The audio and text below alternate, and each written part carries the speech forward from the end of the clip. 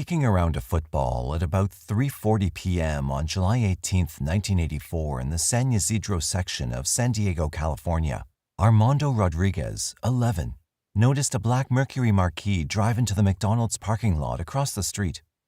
The man who exited the car puzzled Armando.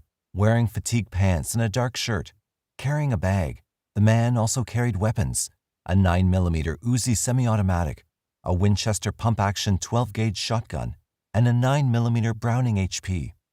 As the people inside the McDonald's soon learned, the man would use those weapons on them. "Lie down," he barked. Both customers and employees lay down. An employee picked up a phone to call police, and James Huberty, 41, began shooting those on the floor. He methodically shot as he walked through the prone people. When bloody people on the floor moaned, Huberty shot them again. He shot people as they fled and shot at people in the parking lot outside the restaurant. He left the restaurant to shoot some people lying in the parking lot outside if they showed signs of life. Some people hid behind cars.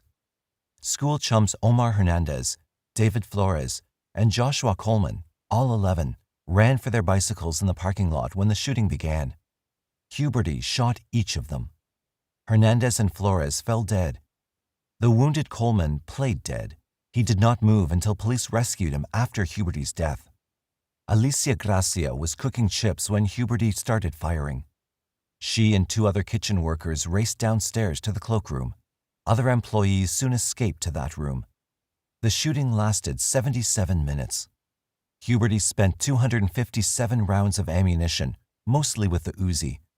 He killed 21 people, most of them Mexican Americans and Mexican immigrants, and injured 19 others.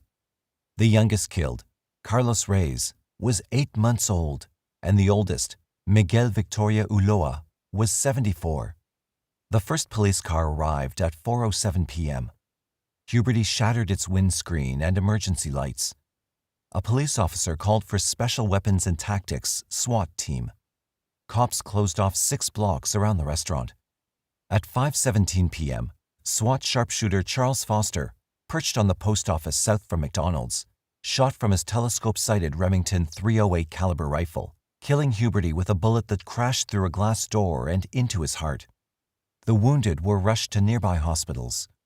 San Diego Police Chief Bill Collender called it the most terrible thing I've ever seen in my life, and I've been in the business 28 years. Born on October 11, 1942 in Canton, Ohio, James Huberty contracted polio when he was 3. His father, Earl Huberty, recalled his whole nervous system was hurt and described the disease as making the boy quick-tempered because of the pain and spasms he suffered. Polio also left him with permanent walking difficulties. In the early 1950s, Earl bought a farm in Pennsylvania Amish country, an area that earned its name because of its high population of Amish Mennonites. When James was 7, his mother, Iselle, felt called to become a Christian missionary. She left her family, leaving deep psychological wounds in James. A minister recalled that James blamed God for taking his mother away from him. The only close friend of the sad, lonely boy was his dog, Shep. As a youth, Huberty displayed a strong interest in guns and facility with them. A neighbor said he'd shoot 5 heads of cabbage. In early adulthood, Huberty enrolled at Malone College where he met Etna, whom he later married in 1965. He attended the college off and on but eventually earned a bachelor's degree in sociology. After graduation, he trained at another school as an embalmer. In 1971, James and Edna Huberty moved into a comfortable red brick house in Massillon, Ohio. Although Huberty had received an embalmer's license, he did not go into that business. He apprenticed as a welder and worked in that capacity at the Babcock and Wilcox utility plant. Don Williams, owner of a funeral home at which Huberty had trained as an embalmer, commented, "He was a good embalmer, but just didn't relate to people. That's why he was better as a welder. He could just put that mask down and be by himself." Etna gave birth to daughters Zelia and Cassandra. The family seemed happy enough. During the 1970s, Huberty became interested in survivalist doctrines. A no trespassing sign was prominently placed on his property. After a fire broke out in the Huberty house, the Hubertys moved to Canton. Huberty worked as a welder for Union Metal. Huberty often bickered with neighbors. A dog defecated on his lawn and Huberty went after it with a gun, but was dissuaded from shooting it by a neighbor. When another neighbor griped that the Huberty German Shepherd damaged a car, Huberty shot his pet. At a child's birthday party, Etna encouraged her daughter Zelia to fistfight with a classmate. Etna squabbled with the classmate's mother. During the quarrel, Etna brandished a gun and was soon arrested. Etna was also once accused of threatening neighbors with a handgun because she said their noise interfered with her sleep. Local police sometimes joked that it's the Hubertys again, because neighbors complained about them so often and the Hubertys complained about others with similar frequency. Economic hard times hit Ohio in the 1980s. The Babcock and Wilcox plant shut down. Huberty was devastated by the layoff and feared he could not make his house payments. Former co-worker Terry Kelly recalled, he said that if this was the end of his making a living for his family, he was going to take everyone with him. He was always talking about shooting somebody. 5 months later, he got another job, but was soon laid off again. Etna later said he attempted suicide at one point. She recalled that he raised a gun to his head. She grabbed his arm and pried his fingers from the gun. She took it to another room and hid it. She elaborated, when I came back, he was sitting on the sofa crying. Acquaintances remember that he often said he wanted to shoot people because he felt so bad about being unemployed. In September 1983, Huberty was injured in a car accident. The injury aggravated lingering damage from his childhood polio and left him with a hand tremor. The family moved to Tijuana, Mexico in January 1984. They soon moved again, this time to a town on the American side of the California-Mexico border. They moved from one apartment complex to another in the same neighborhood in June 1984. Huberty found a job with a security company, but was fired a few weeks later in July 1984. The company recorded the grounds for the firing as general instability and that he was not performing his duties in a proper manner. On July 17, 1984, Huberty called a mental health clinic. A receptionist misspelled his name as Schuberty on the intake form and told him he would be called back. However, since Huberty had not said that he had an emergency, he was not called back. In an interview after the slayings, Etna asserted that the murders might have been prevented had her husband been given the help he sought. A psychologist or counselor could have gotten him to a medical doctor, a psychiatrist, and he could have been given medication, she contended. Early in the morning of July 18, 1984, Huberty and Etna drove to a traffic court so Huberty could deal with a traffic ticket. The couple had lunch at a McDonald's and visited the San Diego Zoo. As the couple walked among the zoo's animal exhibits, Huberty bitterly commented, "Society had its chance." They returned home. As Huberty prepared to leave, Etna inquired, "Where are you going, honey?" "Going hunting humans," he answered. She assumed this was a joke. He drove to a Big Bear supermarket and then to a post office. Apparently considering a fast food restaurant a better target, he left those places without incident and instead headed for the McDonald's where he committed the mass murder. The number of victims led local funeral homes to use the San Ysidro Civic Center for wakes. Mount Carmel Church held back-to-back funeral masses. An autopsy revealed no alcohol or drugs in Huberty's system. It revealed high levels of lead and cadmium, probably from 14 years of welding.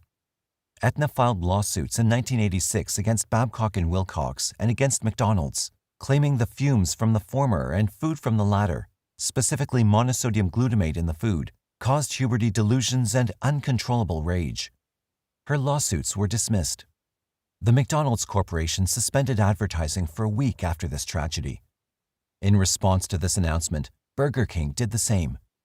Because of Huberty's slaughter, police departments developed tactical teams to deal with mass shootings. It also became common practice to debrief officers involved in traumatic events and offer them professional counseling. On September 26, 1984, McDonald's demolished the restaurant Huberty targeted. McDonald's donated the property to the city that opened a community college there. A memorial to the victims stands in front of the college. It consists of 21 hexagonal granite pillars of varying heights. They're decorated with flowers on the anniversary of the massacre. On Dia de los Muertos, the Mexican Day of the Dead, lit candles and offerings are left at the memorial. It seemed like a petty grievance, but it was also a turning point. As soon as he saw the missing gate, just installed that day, he knew that his life would change. He had to take action now, no matter what the cost. He'd been plotting revenge for at least 2 years, and now it was time to act on his preconceived plan. Dressing up in a brown tropical worsted suit, a white shirt, and a striped bow tie, the slender 6-foot recluse picked up his 9mm German Luger and went outside. It was Tuesday, September 6th, around 9:20 a.m. His mother had just left, so she was out of the way. He could have chosen any number of guns from his collection, but he favored the Luger. Just in case, he also grabbed a 6-inch knife and a tear gas pen with 6 shells. Vaulting over a fence, he cut through some back streets and then stepped out onto the road. A map drawn for the Philadelphia Inquirer that evening, which identified the shooter as the crazed man and a maniac, marks where this otherwise quiet World War II veteran went. The exact sequence of events that day differs from one newspaper to the next, but they all end up with the same result. The lean and quiet man was about to make history. He would become America's first single-episode mass murderer. In 1949, the Kramer Hills area of Camden, New Jersey was generally quiet. But that day, for a mere 12 minutes, the shooter had made himself heard. For too long, he believed, people had been talking about him behind his back. It was time for revenge. No one was going to treat him like this. He put his lessons from the war to good use. He approached the target area from a route that no one would expect. At the corner of Harrison and 32nd Street sat a bread delivery truck. 2 kids played nearby. The driver appeared to be sorting through some papers. He would be the first. Shoving the Luger through the door, the shooter pulled the trigger. But the bread man was quick. "He missed me by inches," the unidentified driver later told reporter Roxy DeMarco. "I was seated in my bread truck going over my records, and he walked up and shoved a pistol through the door at me. I thought it was a holdup. I tumbled into the back of my truck among the bread boxes. He fired 1 shot, and thank God it missed me." The bread man saw the 2 children in the road, so he grabbed them and hid them in the truck. He then drove down the road to warn others, but it was too late. The shooter walked along 32nd Street back toward the building where he lived on the 2nd floor. He planned on making some stops before reaching home. He had enemies, and he knew where they were. Entering a shoe repair shop, he aimed the gun at John Pilarczyk, 27. The man inside bent over a child's shoe. The shooter walked within a yard of him and fired twice. A little boy ran for cover behind the counter, but the shooter ignored him. He now had his first kill of the day, with 1 bullet in the man's stomach and another in his head. Unlike the bread man, the shoemaker had been on his list. The barber was next. People who heard the shots later admitted that they dismissed them as cars backfiring or someone shooting at the rats that ran along the Delaware riverfront. No one could quite understand why people were screaming. Next door to the shoe shop was Clark Hoover's barber shop. When the shooter entered, Hoover, 33, was cutting the blonde hair of a 6-year-old boy sitting on a white carousel horse. His mother, Catherine Smith, sat nearby watching. The shooter took aim and said, "I've got something for you, Clarky." The barber tried to shield the boy, but he was too slow. The first bullet hit the boy in the head from a short distance, and the second one killed Hoover. Both dropped to the floor. The shooter left the woman alone to cry out for help. 2 other children who'd been in the shop went screaming into the street, but the shooter was oblivious, even when the shrieking mother carried out her dead child, begging for someone to help. Passing a group of kids who raced for cover, the shooter shot at a boy watching him from a window, but missed. It didn't matter. They were incidental targets. He headed towards the tavern, but the door was locked, so he shot 2 bullets in it. Inside, customers cowered behind the bar. The tavern owner, Fred Engel, rushed up the steps to retrieve his .38 caliber pistol. Next, the shooter tried to get into a locked restaurant without success. He reloaded and then turned his attention to his most hated targets, the Cohens. Their drugstore was on the corner. The Cohens were his immediate neighbors, and they'd complained that he'd used their gate to get to the door of his apartment. They were among those who had slandered him during the past 2 years. As he was about to enter the drugstore, a man he knew well, an insurance agent named James Hutton, came out of the door. He greeted the shooter, who politely said, "Excuse me, sir." Hutton didn't move, so he received his own fatal bullet. He had just been in the wrong place at the wrong time. The shooter went into the pharmacy and saw Maurice Cohen and his wife Rose run up the steps to their apartment. Something had alerted them, but that wouldn't save them. The shooter followed, watching Rose try to hide in a bedroom closet and firing 3 times through the door. He then opened it and shot her in the head. Then he walked through the apartment until he found Maurice's elderly mother, 63, on the telephone. She was calling the police. He killed her with 2 shots where she stood, but had no time to watch her slump to the bed because Maurice had jumped out of a window onto a porch roof. The shooter leaned out and hit him with a bullet, wounding him badly enough to send him off the roof to the sidewalk below. He had no time to recover because the shooter had jumped down the steps and come out onto the street, where he discharged another shot. Maurice died on the street, but he'd succeeded at saving one person, his 12-year-old son hidden in a closet upstairs. The shooter reloaded. Nearby, Mrs. Harry and her 16-year-old son Armand were hanging clothing on a clothesline. Mrs. Harry went inside, and the shooter entered her house. Her son ran in and said that the man shot at them 5 times, wounding them both in an arm. Then he tried smacking Armand with the butt of the empty pistol, but before anyone could stop him, he left. He now had shot 9 people, killing 7. Circling back, he walked down 32nd Street along the side of the pharmacy and encountered a motorist, Alvin Day, who had slowed down near the body of James Hutton, the dead insurance agent. That was his mistake. The shooter leaned into the car and killed him, leaving the car to stall and roll into the curb. Then the shooter went over to another car that was stopped at a light across the street. He shot through the windshield, killing the female driver and her mother, and wounding a 12-year-old boy in the backseat with a bullet through his neck. Next was a car behind this one. According to the map, but not included in other accounts, where he shot a young male, Charlie Peterson, wounding him. He shot into several other cars, too.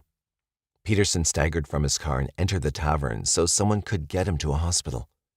The man on the rampage was then busy firing at a chain grocery store. Frank Engel leaned out a window and shot at the retreating figure with his own pistol. He thought he'd hit the maniac in the thigh because he paused, but it had not slowed him down. Engel could have fired again and killed him, but he refrained. Later he'd say, "I could have put a half a dozen shots into him. I don't know why I didn't do it. I wish I had." Apparently, the shooter wasn't yet finished. He went into the tailor shop. Zigrino, too, was on his list.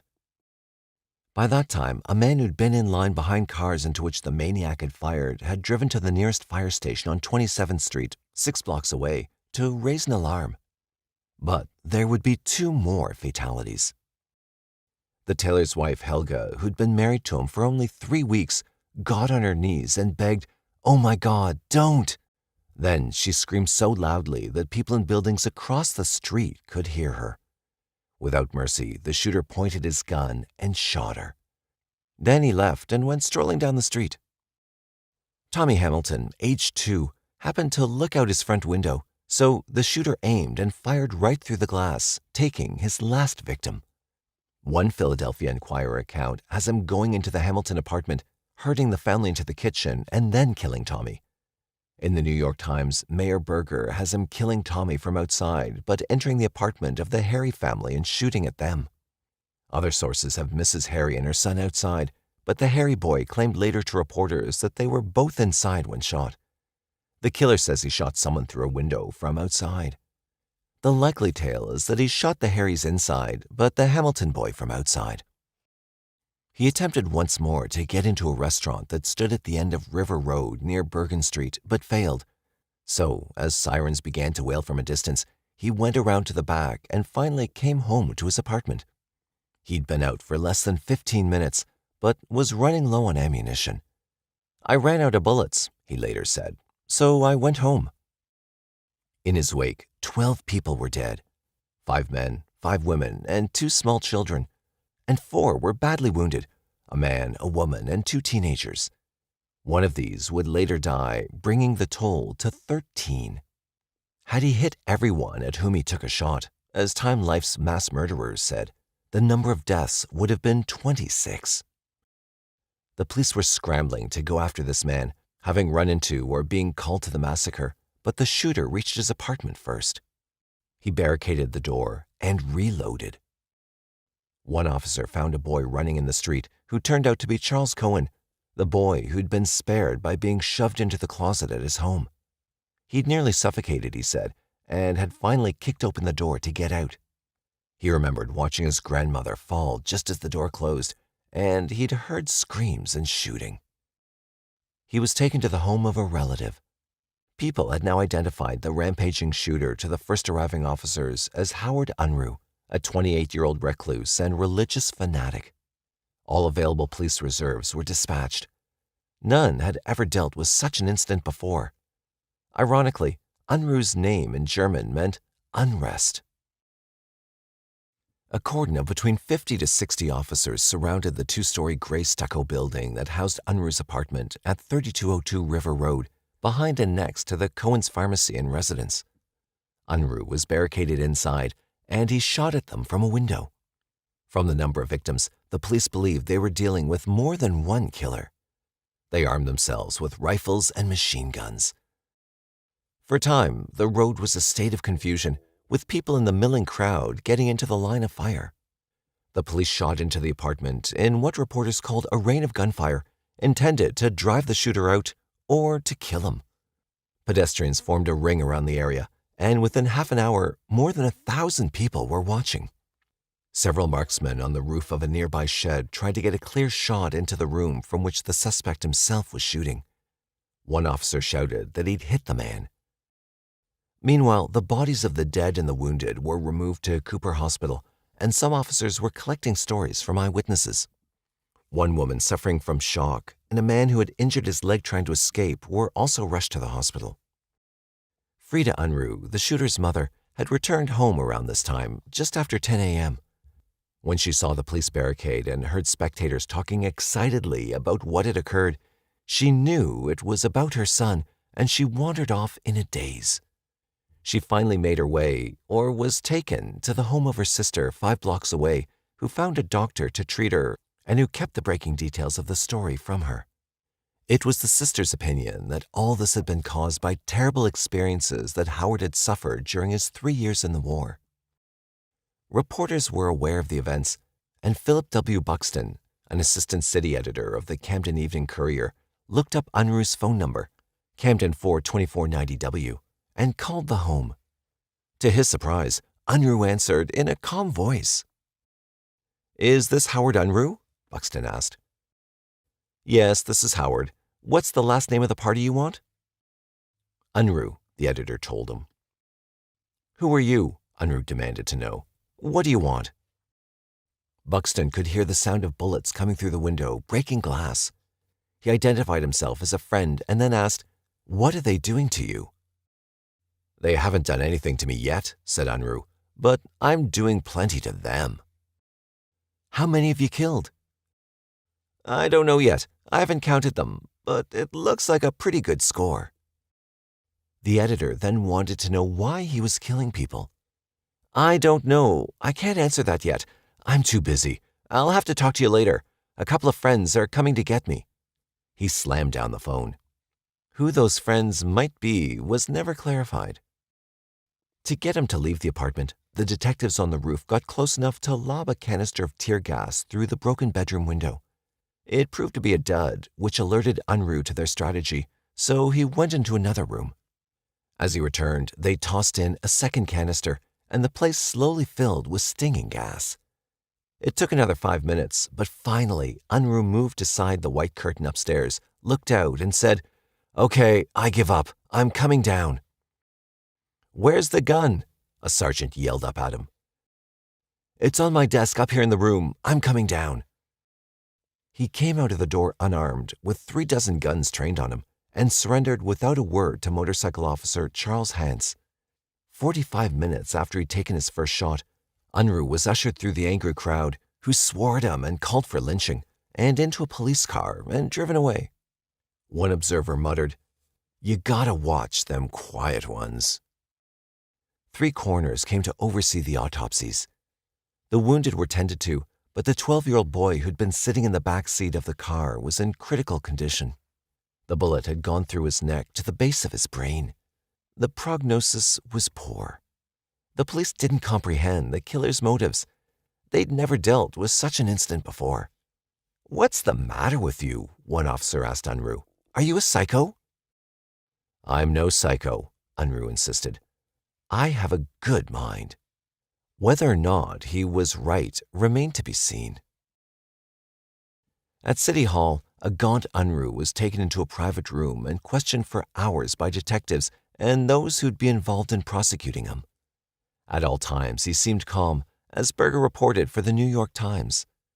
Only occasionally, the excessive brightness of his dark eyes indicated that he was anything other than normal. To Camden County Prosecutor Mitchell Cohen, he admitted that before going to sleep the previous night, he'd made up his mind to go on his rampage.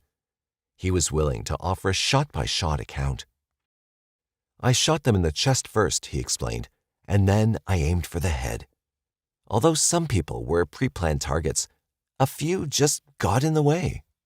About the insurance agent on the pharmacy doorstep, Unruh simply explained, "That man didn't act fast enough. He didn't get out of my way." He'd gone out that morning, he admitted, with 1 bullet in the chamber, 16 loose bullets, and 2 clips of 8 because his neighbors had been making derogatory remarks about his character.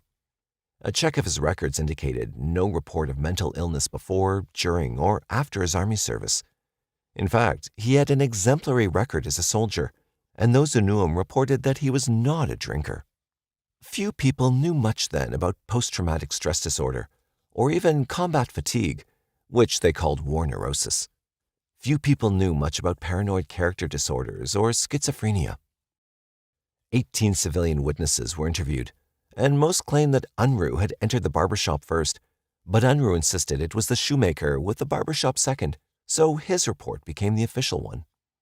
Between what neighbors said and what Unruh told his questioners, this was in the days before people were told that they had the right to remain silent, a narrative about what happened was pieced together. It was learned that on September 5th, the evening before, Unruh was in Philadelphia at the 24-hour Family Theater, where he watched a double feature. One movie was I Cheated the Law, about how a lawyer seeking justice tricks a gangster into confessing to murder. The other was The Lady Gambles, starring Barbara Stanwyck, about a woman with a gambling addiction who destroys nearly everything in her life. Unruh sat through both 3 times, thinking that Barbara Stanwyck was one of his hated neighbors. He left the theater for home at around 3 a.m. At that time, he discovered that someone had stolen his outside gate. He and his mother's friend had just installed it that day because the only other way to get access to the apartment door was through the gate owned by Rose and Maurice Cohen. They owned the pharmacy downstairs in the same building and had their residence next door on the same floor as the Unruhs. Prior to cutting a gateway into the fence, he'd had to walk through a weedy lot to get out to the street or use their gate. Rose sometimes complained that Howard left the gate standing open, and she and her husband both disliked the loud music that Howard played on the radio late at night. Their squabbles had led to a threat to revoke his gate privileges. "When I came home last night and found my gate had been taken," Unruh said, "I decided to shoot all of them so I could get the right one." He went to bed angry and got up around 8 a.m. to eat a breakfast of fried eggs that his mother had prepared. She asked him what was wrong, but he told her nothing about his plan.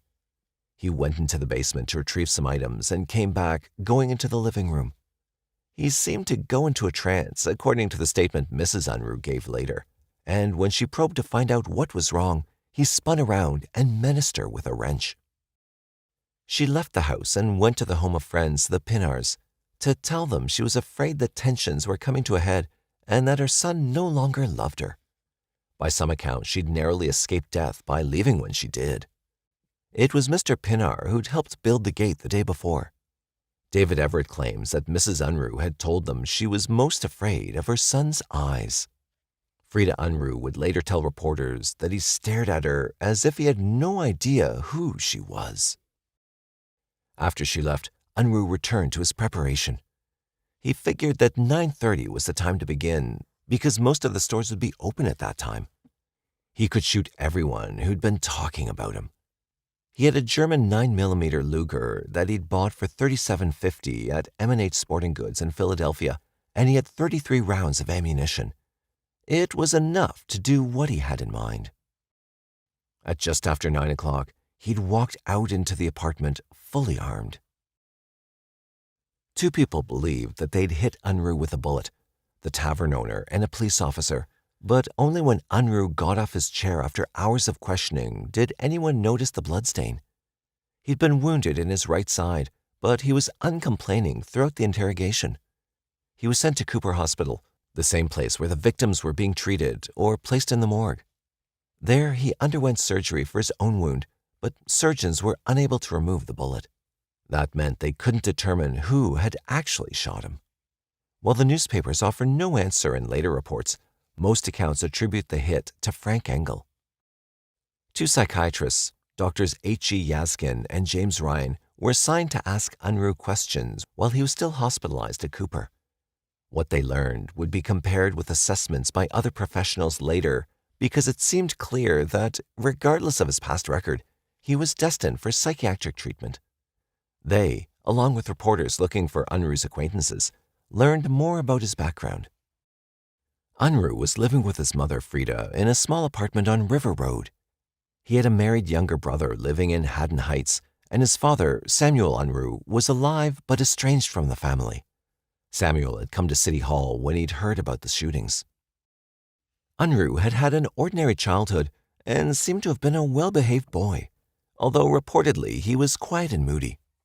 He attended the Lutheran church every Sunday and studied the Bible.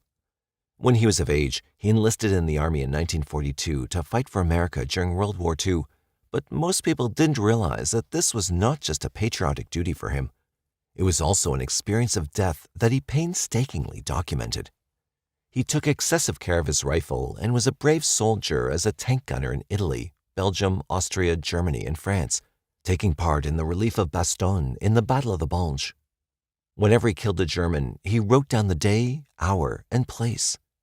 If he actually glimpsed the remains, he described the corpse in some detail, to the point where a fellow soldier who read the tight-lipped Bible-reading soldier's diary was quite shocked. Unruh was honorably discharged in 1945. Like many soldiers, he returned home with medals and a collection of firearms. He decorated his bedroom in the 3-room apartment with military pieces. Berger writes that on the walls, he'd crossed pistols, machetes, crossed German bayonets, and photographs of armored artillery in action. Even his ashtrays were made from German shells. Unlike other soldiers, he didn't try to find a girlfriend and settle down, although for a few weeks prior to his enlistment, he had dated a young woman who went to his church, but he'd ended this relationship by letter from overseas. After coming home, he mostly remained inside his mother's apartment, rarely going out and becoming increasingly more reclusive. She supported them both with her income as a packer for a soap company, although Howard had made and sold several model trains. For 3 months, he took pharmacy courses at Temple University in Philadelphia across the river. He also went to church and attended Bible classes. "I always thought of Howard as a soft-spoken young man," said the pastor of his Lutheran church. He came to services regularly before the war. After the war, he came mornings and evenings regularly for about a year. About 3 months ago, he stopped entirely. The pastor's wife called Unruh the mildest type of man you could meet. Mrs. Pinar, who'd corresponded with Howard when he was overseas, said when he came back, he was different. He always appeared to be very nervous. He walked very straight on the street, his head rigid, never glancing to the right or left. She thought he was suffering from war neurosis. Unruh's brother, James, 25, said that Howard was a born-again Christian who'd undergone a deep religious experience and had tried to live by the ways of Christ. Yet he'd become nervous over the past couple of months, according to statements James made to the New York Times. He just seemed changed. Another church member who visited him a month after he stopped going to church said that he exhibited strange behavior, believing that people were making things hard for him. This is precisely what Unruh's mother had been frightened about. Unruh's primary recreation was collecting guns and target shooting in the basement. Eventually, he stopped going out. Without a job, he just sat around the house, often thinking about his neighbors. He kept a list of grudges against them, imagining how he'd get his revenge. He felt the people in the neighborhood were slandering him, talking behind his back. Next to each offender's name, he'd recorded that particular person's misdeed. Then he'd placed the word retal, short for retaliation. "I'd been thinking about killing them for some time," Unruh commented. "I'd have killed 1,000 if I'd had bullets enough." Despite Unruh's claims that he'd pondered all of this while at the movies, many people believed that the damage she saw to the gate when he came home from the theater was the final straw. Frida Unruh had sensed that morning that something terrible was going to happen. As she left for the Pinars' home that morning, according to them, she heard gunfire at a distance and went back in crying, "Oh, Howard, Howard, they're to blame for this." She asked for a phone to call the police, but before she reached it, she fainted. Some accounts say a doctor revived her and took her to her sister's. Others say that the Pinars revived her and she went back out. In sum, Howard Unruh appeared to be a quiet man who developed suspicions but kept them to himself, letting them simmer and grow into paranoid delusions. Now his fate was in the hands of a team of mental health professionals. When he was able to leave Cooper Hospital, Unruh was sent to the New Jersey Hospital for the Insane, now Trenton Psychiatric Hospital, and installed in a bed in a private cell in the maximum security room building. Only 12 hours earlier, 10-year-old John Wilson, who'd been with his mother and grandmother in a car when all of them were shot, had died from his injury. This put the death count at 13. Prosecutor Cohen emphasized that the killer had not been declared insane, but he would be receiving tests to determine his state of mind. It was not an involuntary admission by the court, but a voluntary agreement that 4 psychiatrists had recommended and Unruh had accepted. He'd asked to be subjected to further study and observation. Since he'd need bed rest for at least 2 weeks anyway, the prosecutor had no reservations about leaving him in the hands of psychiatrists. "It will benefit all concerned," he said. "We'll get the full and complete results of any possible study." He filed charges for 13 willful and malicious slayings with malice aforethought and 3 counts of atrocious assault and battery. On Friday morning, September 9th, Frida Unruh learned from her estranged husband the full facts of her son's fate. "Howard, poor Howard," she cried. "He didn't know what he was doing." She fainted before she had heard all the details. Then she worried that the hospital wouldn't have enough handkerchiefs for Howard's hay fever. Soon there were rumors that 2 of the 4 psychiatrists had determined that Unruh was sane. "He appears cognizant of his surroundings," says Dr. Dean Cavalli, a Camden area physician, "and knows between right and wrong." But he added that he himself was not a psychiatrist. Nothing further was forthcoming. They expected the test to last more than a month. At the hospital, Dr. Robert S. Garber, assistant superintendent, and Dr. James Spradley began their assessments, attended by the prosecutor and several detectives. News photographers were permitted to enter the isolation cell for pictures. Unruh submitted without expression, although he turned his head when they asked him to. Reportedly, Unruh was surprised by the treatment he was receiving. "It's certainly a lot better than I deserve," he commented. He expressed some remorse over dropping out of pharmacy courses because he could have devoted his life to saving lives. No one recorded him feeling badly about the victims. During the testing, the relative of the boy who'd recently died showed up in the doorway of Unruh's cell. "I'm going to get him," the man yelled, trying to rush inside, but the police guards restrained him and took him out. Dr. Edward Strecker of the Medical School of the University of Pennsylvania and a consultant for the armed forces told reporters that war does not cause an increase in the number of actual cases of insanity. Ironically, on the same page is an incident of another veteran creating havoc in a restaurant by hitting people with a chair and being shot dead by the police. He'd been angry that someone suggested he get psychiatric help. Strecker believed that Unruh's illness must have built up over the years.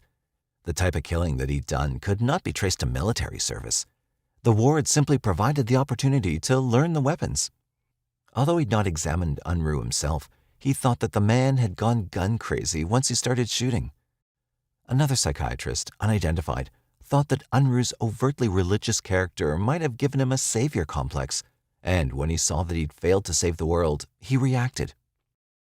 While they awaited the official results, reporters looked around for earlier signs of Unruh's mental instability.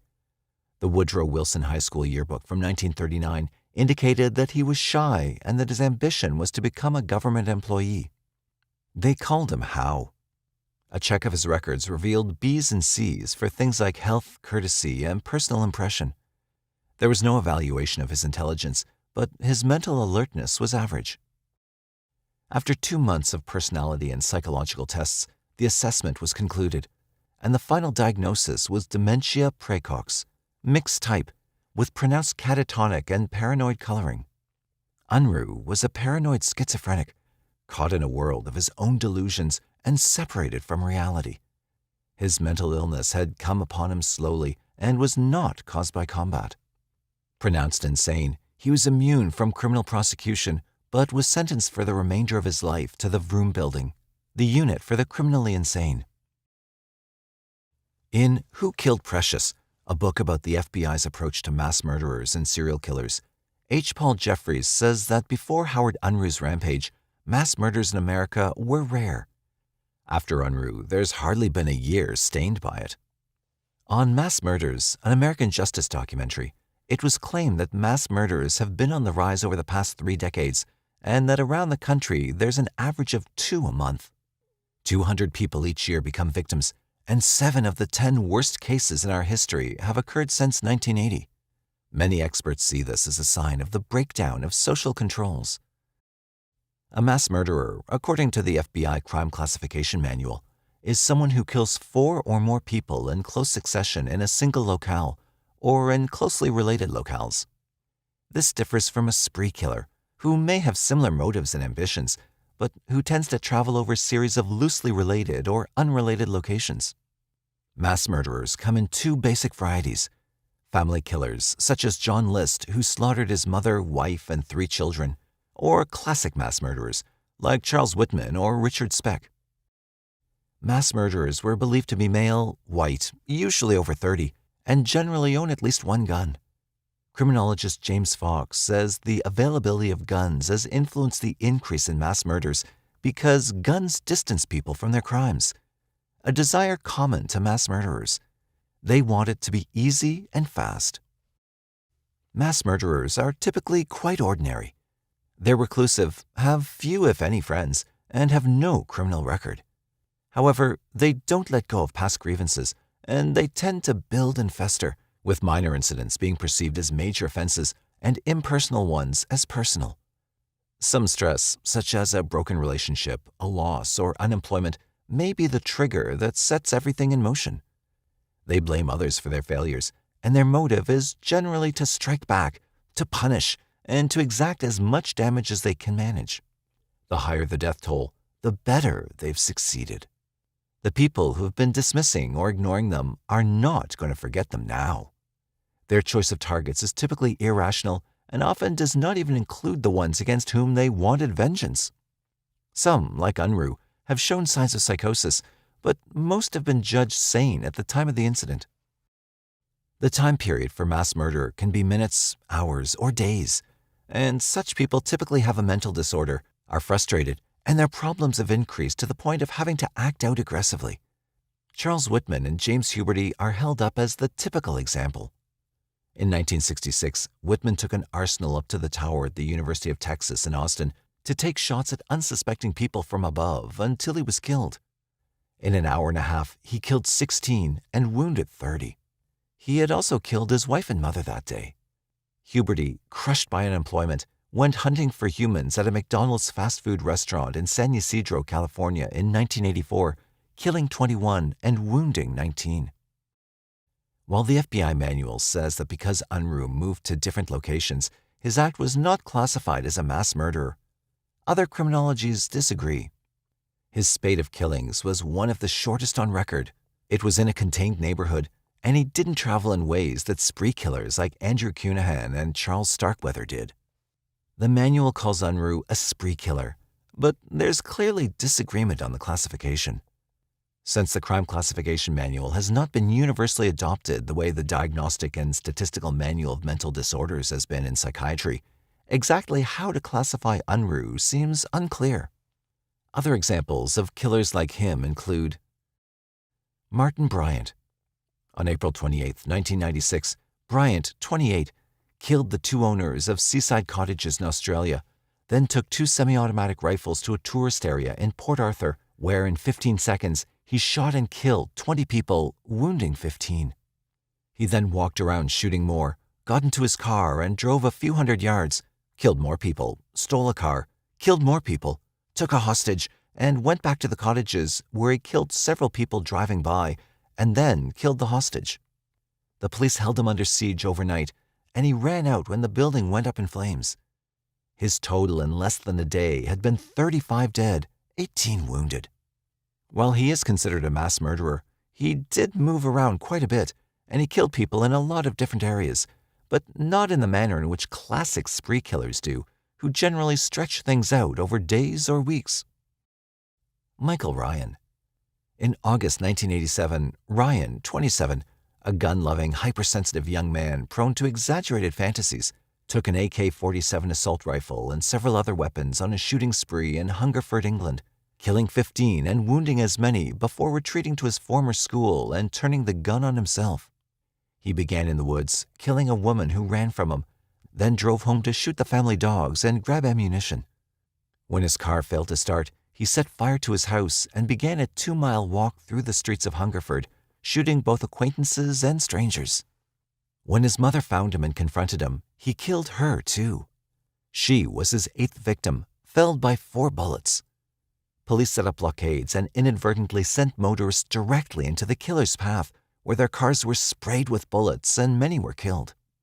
Ryan even entered one home and shot an elderly man to death. Finally, he went to the John O'Gaunt School. Surrounded by police, he demanded to know about his mother and his dog. Before he shot himself in the head, among his last statements was, "I wish I'd stayed in bed." Marc Lépine. Enraged against feminists and believing that some women got a position intended for him, militaristic Lépine armed himself on December 6, 1989, and committed the worst mass murder in Canadian history. Most of the victims were women, and all of them were strangers. Lépine went to the engineering school at the University of Montreal, separating the women from the men in one classroom before he started shooting. 6 died and 3 were wounded. Then he left the classroom and roamed the building, now treading the line that divides mass from spree killers. Like Unruh, he just kept walking and shooting when he found people. Then he went into another classroom, killed more students, and then plunged a knife into a woman struggling to survive a shot. As a final gesture, he turned a pistol on himself. 14 women had died, 15 men and women had been wounded, and in the months to come, some people who had survived ended themselves. Given these examples of killers who move around in a fairly tight area, either we need to pinpoint a better distinction between mass and spree killers, or develop a new category into which to place those who appear to be not quite in either camp. Most criminologists call Unruh a mass murderer, and his rampage does bear all the marks of a disgruntled militaristic loner who decided to just act out. The more random the killings, says sociologist Jack Levin, and the more they occur in public places among absolute strangers, the more likely it is that the killer is psychotic or insane. This was not the case with Howard Unruh. He knew most of the people he'd killed. He had placed them on a list. It was his neighborhood, and the spate of killings was the result of what he called a preconceived plan. He even believed he wasn't crazy. When he heard sirens, he rushed home. Thus, he knew that what he'd done was illegal or wrong. He was aware, and he had made a plan. That frame of mind generally doesn't pass in today's courts as insane. Dr. Richard Knoll, a professor of psychiatry at DeSalle University and author of The Encyclopedia of Schizophrenia and the Psychotic Disorders, now in its 2nd edition, offers a perspective on the manner in which Unruh may have been diagnosed in 1949. It sounds more like schizoid personality disorder or paranoid personality disorder in modern DSM-4 parlance. When someone was violent back then, they always invoked the diagnosis of paranoid schizophrenia. If someone was distraught, from emotional trauma for example, that might be called pseudo-neurotic schizophrenia. Paranoid schizophrenia is traditionally one of the most misused diagnostic labels in both clinical and forensic contexts. Schizophrenia is an insidious, chronic brain disease that takes many forms, with a paranoid subtype being one of them.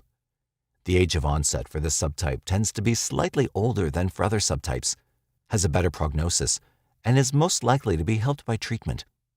The hallmark of the paranoid subtype is delusions, usually of a persecutory or grandiose nature. For the individual in Trenton Psychiatric Hospital since 1949 who killed 13 people because he believed his neighbors were slandering him, you would have to place that explosive event in the context of prior mental status and subsequent clinical observations.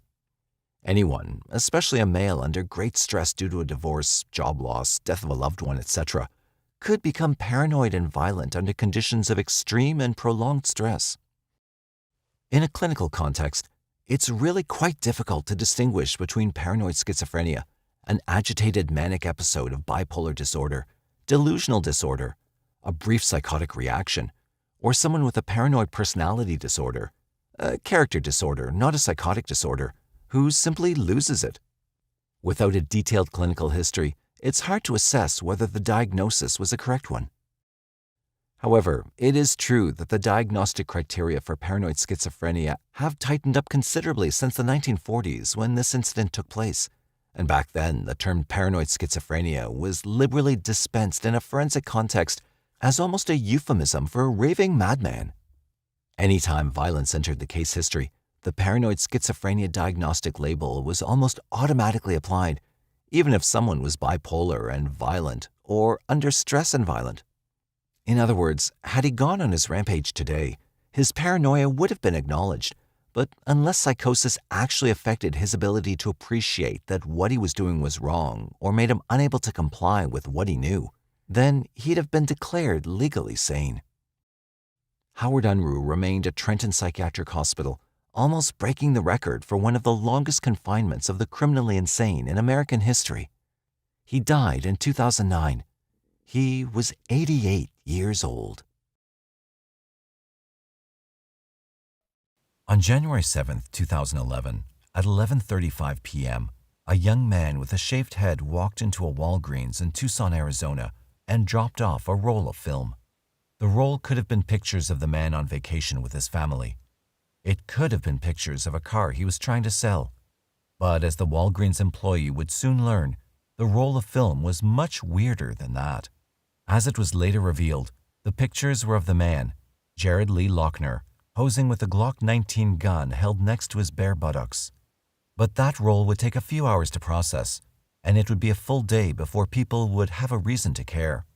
After dropping off the film, Loughner drove down the street to a Circle K and picked up a few things before stopping at a Motel 6 on the same street at which he was spending the night, even though he lived with his parents just a few miles away. It was the beginning of a long night before a shocking morning culminating in the attempted assassination of Congresswoman Gabrielle Giffords that left 6 others dead, including a federal judge, and many more injured, including Giffords herself. Before the shooting, there were so many missed opportunities to have thwarted Loughner's mission. After a few hours at the Motel 6, according to the Associated Press, Loughner called old friends and ran into another old friend, Michelle Martinez, while stopping back at his parents' house at around 2 in the morning. At 2:34 a.m., according to a police timeline, Loughner returned to the Walgreens and picked up his developed film. Finally, after a stop at a Chevron gas station, he retired to his room at the Motel 6 and logged into his MySpace account at 4:12 a.m. "Goodbye, friends," he wrote. He posted one of his Walgreens pictures. Web caches show that it was a picture of the same Glock on top of a U.S. history textbook. The post concluded, "Dear friends, please don't be mad at me. The literacy rate is below 5%. I haven't talked to one person who is literate." Apparently unable to sleep, Loughner spent the early morning hours shopping. First he went to the Walmart in the Foothills Mall in Tucson, then he went to a Circle K, and then back to the Walmart where he attempted to buy bullets for his Glock. Here, Loughner was initially thwarted because the store didn't sell ammunition before 7 a.m. Less than a half hour later, after 7 a.m., he drove to another Walmart a few miles away and completed his mission. With the new ammunition in his bag, Loughner was pulled over just 3 minutes after his purchase by an officer from the Arizona Game and Fish Department. Loughner had run a red light. It was one of several moments that could have tripped up Loughner that day.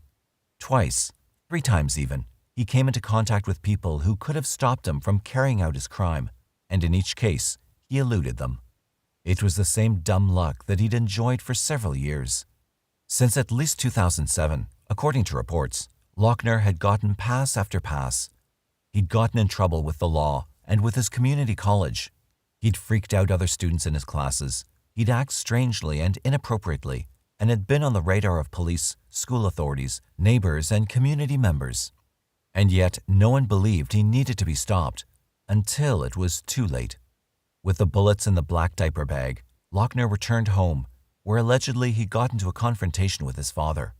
Angry, he left the house on foot and caught a cab at the local Circle K. It was 9:41 a.m. The cab driver unknowingly shuttled Loughner to the scene of his crime, the parking lot of a Safeway grocery store at which Giffords was holding a town meeting. The driver was seen on video and was briefly a person of interest to police investigating the shooting, but police later determined he was not involved. The driver went into the Safeway to get change for Loughner's $20 bill. In just a few minutes, everything would change. For Gabrielle Giffords, her Congress on Your Corner event was just like many she had held before to meet with constituents. With a table situated in between the American and the Arizona state flags, Giffords would meet her constituents in front of the Safeway, starting around 9 that morning.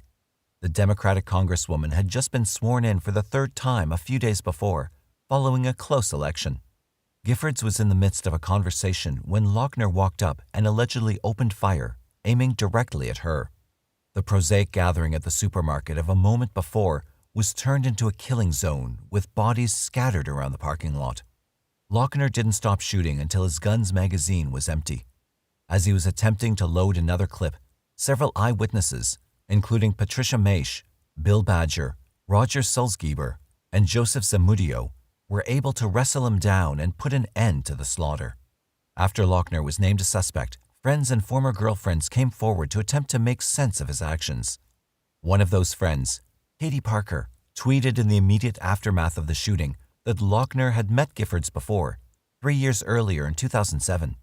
He was a political radical and met Giffords once before in 2007, asked her a question, and he told me she was stupid and unintelligent, she tweeted. Court documents detail that during the execution of a search warrant on his house later the day of the shooting, authorities seized a letter in a safe addressed to Mr. Jared Loughner from Giffords' office. Dated August 30, 2007, the letter thanked him for attending a Congress on Your Corner event at the Foothills Malls in Tucson, the same type of event in which the shooting had occurred. Also recovered from the safe was an envelope with handwriting including phrases such as, "I planned ahead," "my assassination," and the name Giffords, along with what appeared to be Loughner's signature. For authorities, the letter would serve as direct evidence of Loughner's premeditated intent to kill Giffords. Though Giffords was the most high-profile victim of the shooting, she in fact survived a point-blank gunshot wound to the head. While she and the other wounded struggled to recover, 6 funerals for less fortunate victims were being planned. Perhaps the most poignant death was that of Christina Green, 9, who had been born on September 11, 2001. According to the New York Times, the slender girl was participating in her school's student government and wanted to see real government in action. She went with a friend of her mother's to the meeting and was fatally wounded when Loughner opened fire. Another notable government figure, Federal Judge John Roll, was there to talk to Giffords about overcrowded courts. Roll, a George W. Bush appointee to the bench, was, like all the victims, in the wrong place at the wrong time. In the wake of Roll's death, a judicial emergency was declared in the Federal Judicial District of Arizona. Roll's sudden death greatly disrupted the already congested dockets, which had prompted Roll's attendance at the meeting with Giffords in the first place.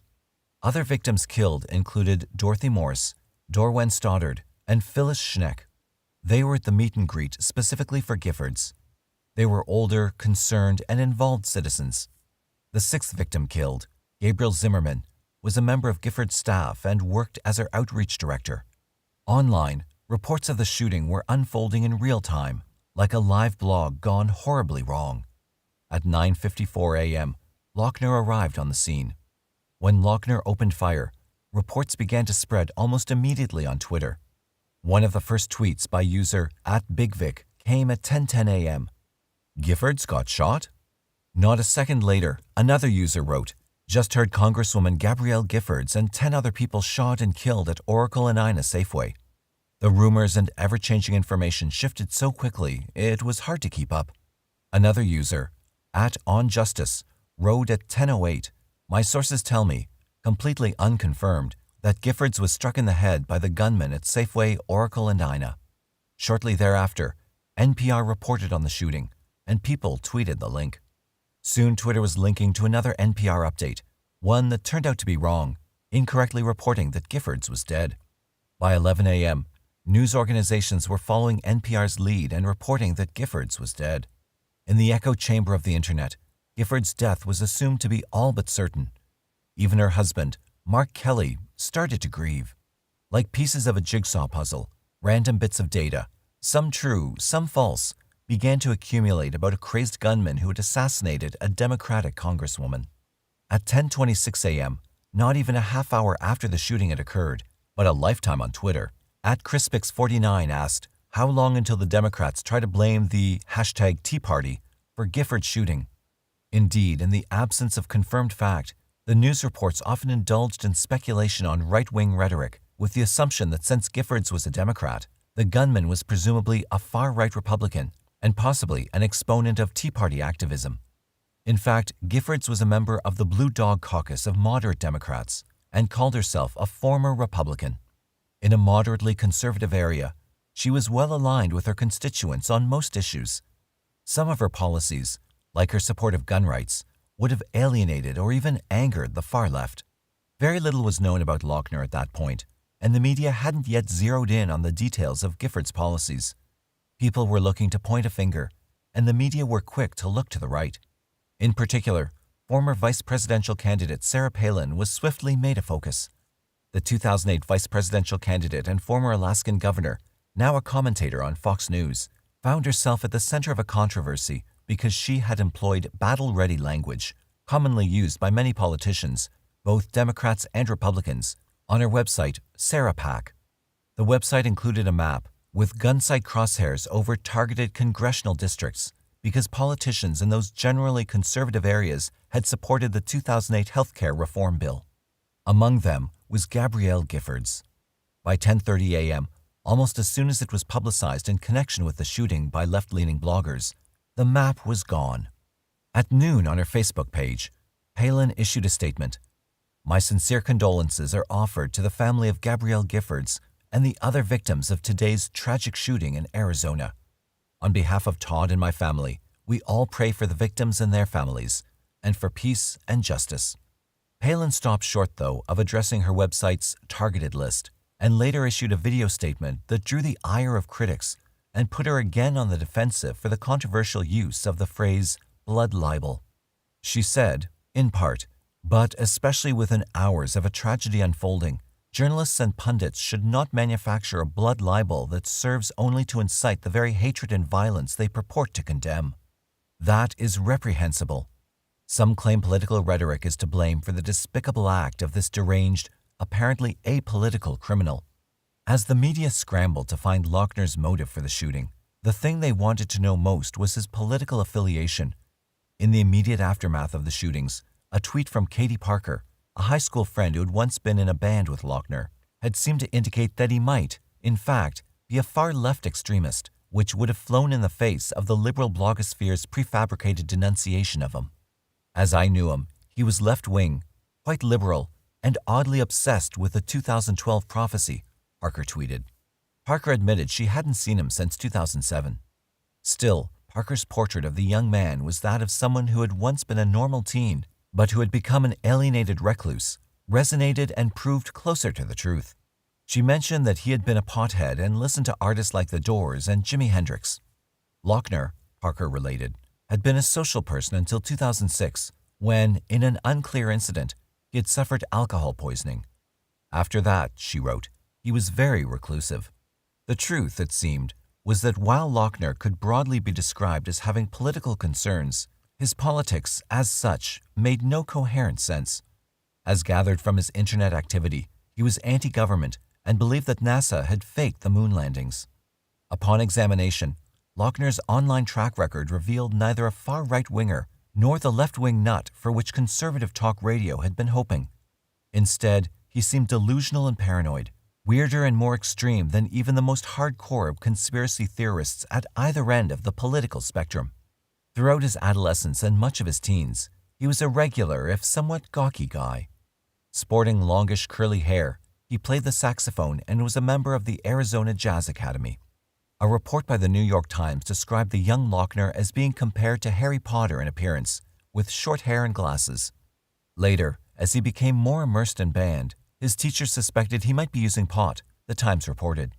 In this sense, and others, Loughner was like any number of socially awkward and somewhat alienated teens. He liked fantasy games, he dabbled in hallucinogenic drugs, and later he would go out into the desert and target shoot with guns. His list of favorite books on his MySpace page contains so many titles common to a certain adolescent mode of formulaic, shock-the-bourgeois nonconformity as to be cliché. Animal Farm and Fahrenheit 451 share the bill with Mein Kampf and the Communist Manifesto. In 2004, he had his first major run-in with authorities. It was an inauspicious beginning.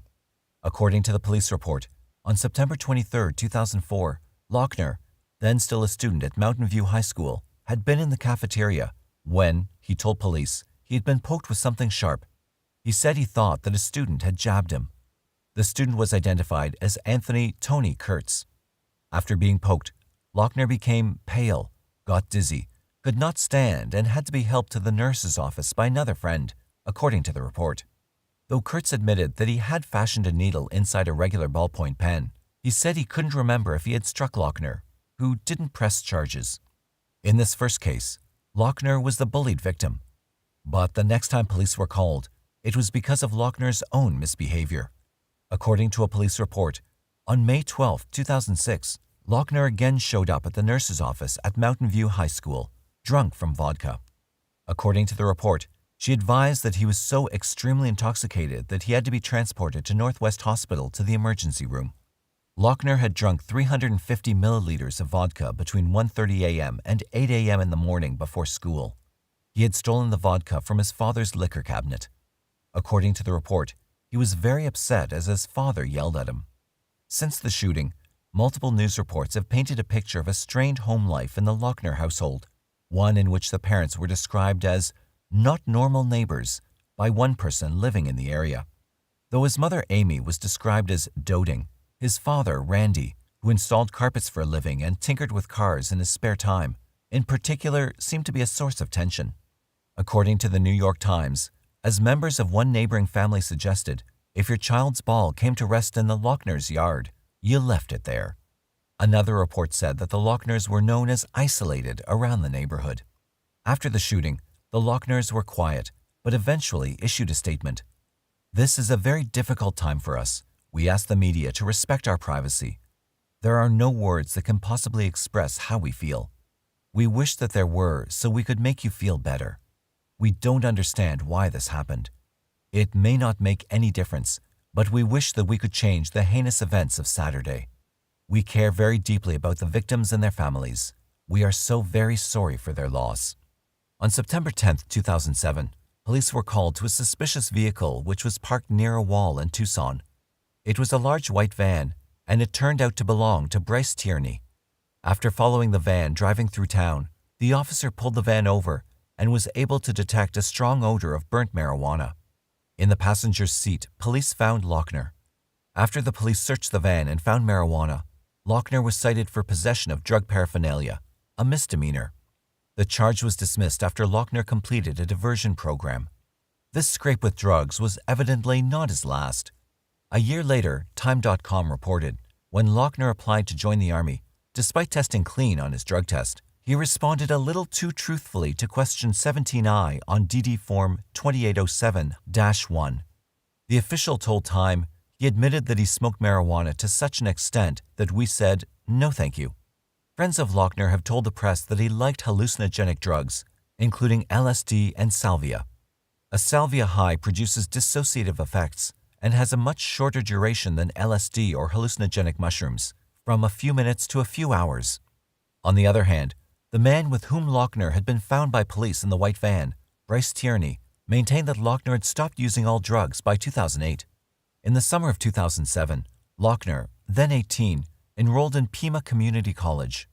He didn't have a major and took a wide variety of classes, including Pilates. But throughout 2010, Loughner's behavior became increasingly disturbing and disruptive to his classmates. After the shootings, the school released 51 pages of documents that depicted Loughner's increasingly disruptive behavior. The string of events began in February 2010. Campus police were notified after Loughner behaved strangely during the reading of a student's poem in class. In a detailed report given by Patricia Houston, the division dean of the school, the teacher had said Loughner had made comments in class after the poem that were a huge leap, including, "Why don't you just strap bombs to babies?" The officer who filed the report wrote that campus police also had received an email from another student in the class who thought Loughner might have a knife in his possession. Dr. Aubrey Conover, the advanced program manager, wrote later in a document summarizing meetings with Loughner, "I asked Jared to help me understand his comment. He said that the class had been talking about abortion, which made him think of death, which made him think of suicide bombers, which made him think of babies as suicide bombers." While his behavior was enough to raise a red flag, it wasn't yet enough for him to be kicked off campus. On April 6, 2010, campus police were called again. Loughner caused a disturbance while using the library's computers. Listening to music on his headphones, he began making loud noises and singing along in the library. The officers told him he could not do so in a public library and left, satisfied that he understood and would comply. On May 17, 2010, Loughner's Pilates instructor became frightened after passing out grades. Though Loughner received a B, according to the report, he became very hostile and threw his work down and said the grade was unacceptable. The instructor, Patricia Curry, told campus police she felt intimidated by him, so much that she requested officers monitor her next class. Again, while Loughner's behavior troubled school officials, he stopped just short of causing them to expel him. On June 2, 2010, campus police were again called to the scene.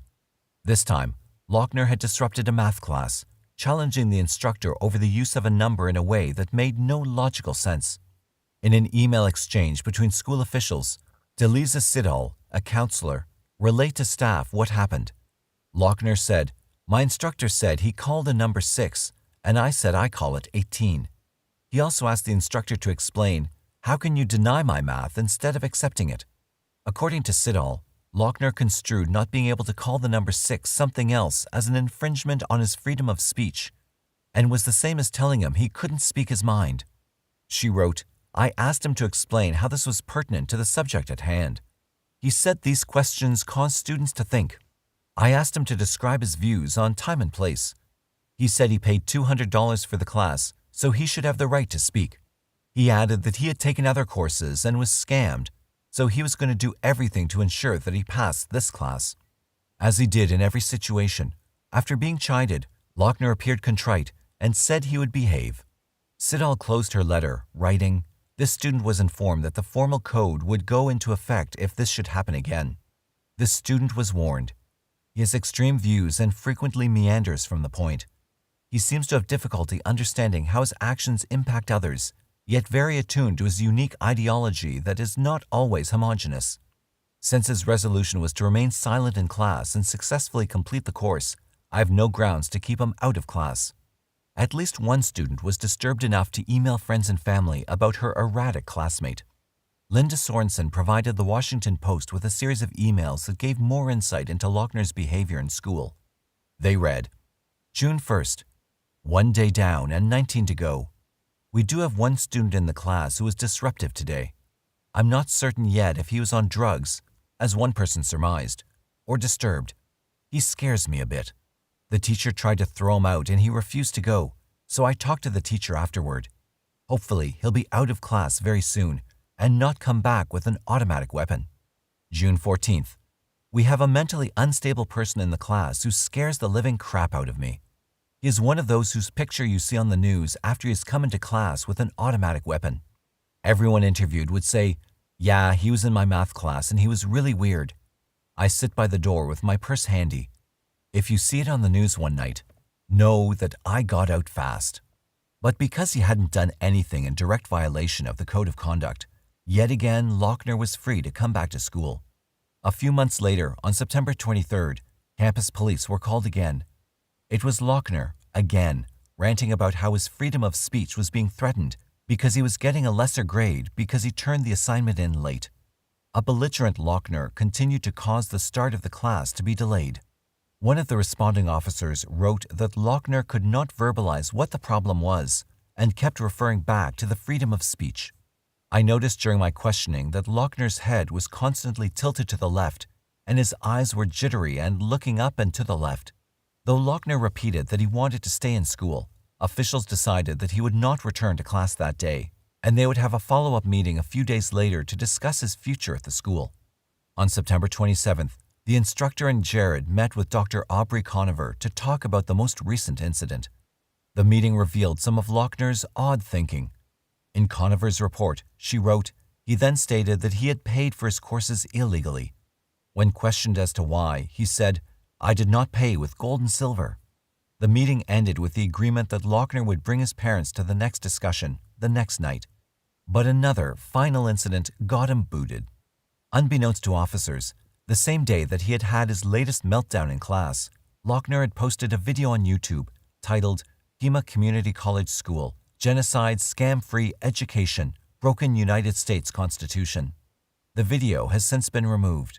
The video showed images of the campus while Loughner narrated a series of statements, each more incoherent than the last. We are examining the torture of students. The war that we are in right now is currently illegal under the Constitution. This is my genocide school where I'm going to be homeless because of this school. I haven't forgotten the teacher that gave me a B for freedom of speech. This is Pima Community College, one of the biggest scams in America. This is genocide in America. The video was the final straw for the officers and school administrators. The officer who viewed it confirmed it was Loughner, called Dr. Conover, and notified the school. The officer submitted a request for subpoena from the Pima County Grand Jury for YouTube records. That night, campus police officers were dispatched to his home, where they met with Jared's father in the garage to serve his immediate suspension letter. Maddox wrote that Loughner sustained a constant trance of staring. At the end of the meeting, Loughner said, "I realize now that this is all a scam." By this point, it was clear to everyone that Loughner had strange beliefs, and a brief internet search would show that the Pima County YouTube video was just one of many bizarre online fingerprints left by Jared Loughner in the months leading up to the shooting. People now knew that Loughner wasn't right-wing or left, or moderate or extreme. He existed in a different solar system entirely. As Megan McArdle wrote in The Atlantic, this guy was so disjointed that people on the UFO conspiracy theory message boards were saying, "Dude, this sounds crazy. You need to get help for your delusions." Within hours of his name being released to the press, Loughner's internet footprint was exposed. His MySpace page and his YouTube account were all posted online, the strange ramblings and odd photos and videos reverberating on blogs and websites. In one video, he takes 5 minutes to burn an American flag somewhere in the desert. Midway through, he enters the picture looking like the Grim Reaper before he sets fire to the flag. But perhaps the biggest find were his postings on Above Top Secret, a website that describes itself as the largest and most popular website for alternative topics, dedicated to the intelligent exchange of ideas and debate on a wide range of alternative topics such as conspiracies, UFOs, paranormal, secret societies, political scandals, New World Order, terrorism, and dozens of related topics with a diverse mix of users from all over the world. After it was deduced that the postings were from Loughner, the site's owners decided to put his contributions, normally unable to be seen by non-members, up for the public's perusal, with a brief introduction. As is often typical, recent analysis in the media is rampant with all manners of conclusions, second guesses, exaggerations, distortions, and missing information. Normally, visitors must be logged in to view such information. The postings on Above Top Secret, purported to be written by Jared Loughner, revealed an odd mind with a strange, disjointed, and illogical way of seeing the world. Questions would be asked, but because Loughner's logic was circular or his syntax incoherent, they were often unanswerable. In one post in July 2010, he asked, "Is it possible for an infinite source of currency?" In a post riddled with grammatical errors and spelling mistakes, he attempts to explain himself. If a member of the Treasury creates 5 new currencies, then the new currency replaces the previous currency. If the new currency replaces the previous currency, then the previous currency is no longer in use. A member of the Treasury creates 5 new currencies, therefore the previous currency is no longer in use. The thread evolves into a discussion of the gold standard, but because Loughner is unable to demonstrate a grasp of simple concepts, the thread's followers become frustrated with his posts. Loughner's attempts to elaborate with nonsensical graphs and pictures only make the discussion more incoherent, and his responses get more confusing. Finally, a user named Mordant1 responds, "I think you're frankly schizophrenic, and no, that's not an amateur opinion, and not intended as an uninformed or insulting remark. You clearly make no sense and are unable to communicate. I really do care. Seek help before you hurt yourself or others, or start taking your medications again, please." Unfortunately, he didn't.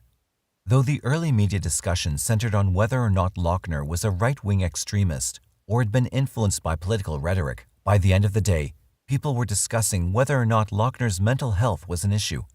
Internet postings seemed to indicate that perhaps he had some psychiatric problems, and the attention shifted from blaming politicians to looking at whether or not there were enough clues in Loughner's daily behavior to have tipped off authorities. Loughner's troubled tenure as a student was enough for his community college to enact a program aimed at disruptive students. Around the time of Loughner's expulsion in September, the New York Times reported, Pima Community College introduced a student behavior assessment committee. The team meets as needed to respond to students who have acted violently or threatened violence, or who may pose a threat to themselves or others. Perhaps the best thing to come out of Loughner's high-profile crime was a national discussion of mental health issues, with a renewed focus on recognizing troubled people like Loughner before they go too far. While the media circus around Loughner continued, Giffords was on the mend. By the end of January, Giffords had made tremendous progress in her recovery. She had been transferred out of the hospital to a rehabilitation center in Houston, Texas. Her condition had been upgraded to good after weeks in critical, and she had been responsive to simple questions and able to hold up her hands. Still, it would be months before she could make what she hoped to be a full recovery. She faced months of occupational and speech therapy. Since she was expected to recover, though, her seat in Congress remained secure. With the crime and its details so widely publicized, getting an unprejudiced jury for Loughner in Tucson was thought possibly to be a challenge, given that both a U.S. representative and a federal judge had been shot and killed. After federal trial judges in Arizona recused themselves from the case, there was talk of moving the case to San Diego, California, a neighboring judicial district where federal judge Larry Burns would preside over the case. This remained uncertain, though, as prosecutors vowed to keep the case in Arizona. Loughner entered a not guilty plea on January 24th, represented by Judy Clark, a lawyer well known for her defense of unpopular defendants in highly charged cases, including Ted Kaczynski, the Unabomber, and Susan Smith, who killed her children by drowning them in a car. In August 2012, Loughner was judged competent to stand trial, and at the hearing, he pleaded guilty to 19 counts. In November 2012, he was sentenced to life plus 140 years in federal prison. Surviving victims and family members said that they are completely satisfied with the federal prosecution, that justice has been served, and that the federal sentence is suitably severe. Loughner is currently serving his life sentence at the Federal Medical Center, Rochester, Minnesota, a prison for inmates with specialized health issues. By now, Americans are virtually unshockable. When we hear of the latest workplace shooting, the latest school shooting, the latest loner who snapped and took others with him to his final rest, we are saddened, certainly, but not shocked. It has happened so often that we've long since lost count of the shooters and the victims, long since forgotten which towns bear the indelible marks of random violence. So it is difficult for us to understand the horror to which Americans were introduced by Charles Whitman on August 1, 1966. Until Whitman undertook his shooting spree in Austin, Texas, public space felt safe, and most citizens were utterly convinced they were comfortably removed from brutality and terror. After August 1, 1966, things would never be the same. Whitman's story stands out for many reasons, not the least of which being that it features a co-star University of Texas tower, from which he fired almost unimpeded for 96 minutes. The tower afforded Whitman a nearly unassailable vantage point from which he could select and dispatch victims. It was as if it had been built for his purpose.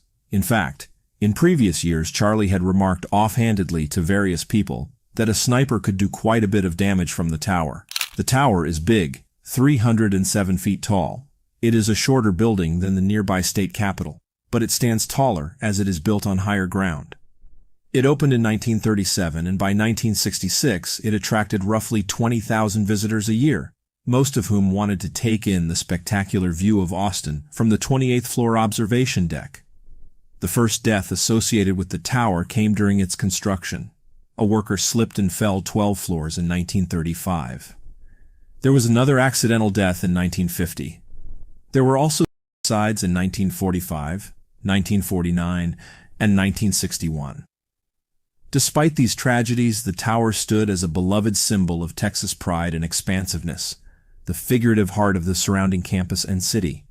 On the surface, Charles Whitman would have seemed as steady and upstanding as the Texas Tower itself. He came from a wealthy, prominent family in Lake Worth, Florida. He was a gifted student, an accomplished pianist, and an Eagle Scout. But the trappings of the Whitman home concealed turmoil. Charles Adolphus Whitman was a self-made man, a plumber who had worked and willed his way to the top of his profession and into polite society. He brooked no weakness in any of his 3 sons, and he ruled his home dictatorially. "I did on many occasions beat my wife," he would later say, "but I loved her. I did and do have an awful temper, but my wife was awful stubborn. Because of my temper, I knocked her around." His discipline with his sons was equally harsh. He often employed belts, paddles, and his fists to make sure they complied with his rules and met his expectations. Materially, though, Adolphus Whitman's family was amply provided for. Adolphus and Margaret always drove late-model cars, and each of the boys was given guns, motorcycles, and other gifts Adolphus thought fitting. Their home was the nicest in the neighborhood, with all the amenities and a swimming pool. But the luxuries did nothing to alleviate the troubles within the Whitman household. In June of 1959, shortly before Charlie Whitman's 18th birthday, tensions with his father came to a head.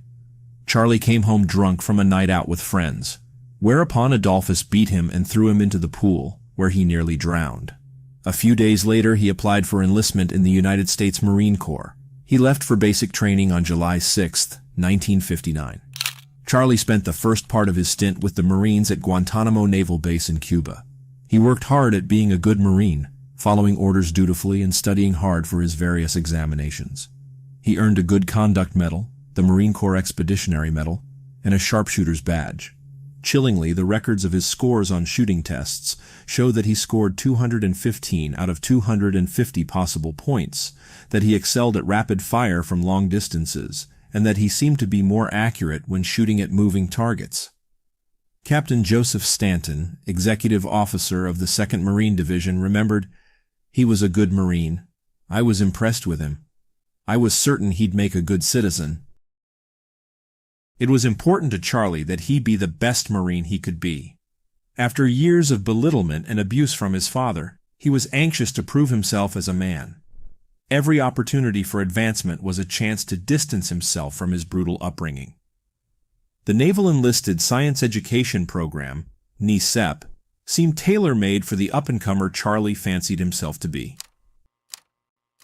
NESEP was a scholarship program designed to train engineers, who would later become officers.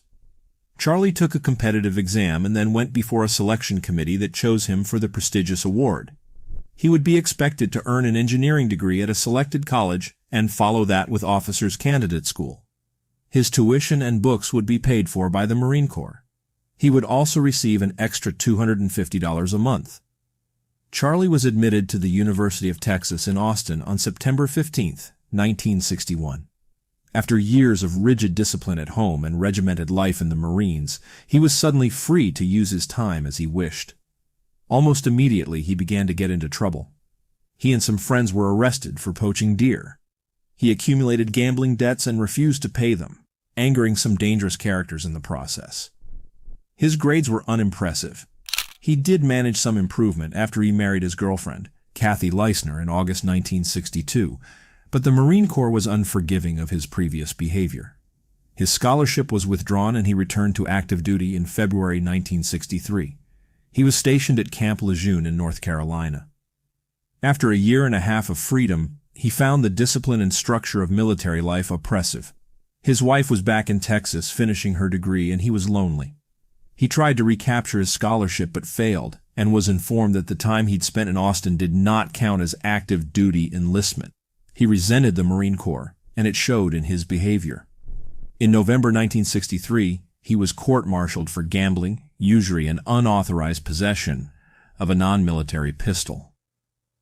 He had threatened a fellow soldier who had failed to repay a $30 loan with 50% interest. He was found guilty and sentenced to 30 days confinement and 90 days hard labor. A promotion he had received upon his return to active duty was stripped from him. Lance Corporal Whitman was once again Private Whitman, and he was desperate to be free of the Marine Corps. He turned to his father for help. C.A. Whitman had made connections in his years as a prominent businessman, and he set about trying to pull strings to get Charlie's enlistment time reduced. Charlie's stint was reduced by a year, and in December 1964, he was honorably discharged from the Marines. Charlie returned to Austin with a fervent sense of purpose. His failure as a Marine and as a student embarrassed him, and he was determined to redeem himself. He changed his major from mechanical engineering to architectural engineering and began applying himself more vigilantly than he had in his first spell at the university. He took a job as a bill collector for the Standard Finance Company, then moved on to a teller position at Austin National Bank. In his spare time, he served as scoutmaster for Boy Scout Troop 5. He worked hard at being upstanding and admirable, yet constantly berated himself for not living up to his own expectations. His copious journals contain countless self-improvement schemes and lists of traits he felt he should develop. In the early period of his marriage, he followed his father's example and became violent with his wife. He was determined not to repeat this behavior and reminded himself in his journal of how a kind and caring husband should act. He seemed to have no inner foundation of morals on which to build his own character. His constant self-instruction was an attempt to impose such a structure from outside himself. A friend described him as like a computer. He would install his own values into a machine, then program the things he had to do, and out would come the results. From time to time, though, his facade would crumble.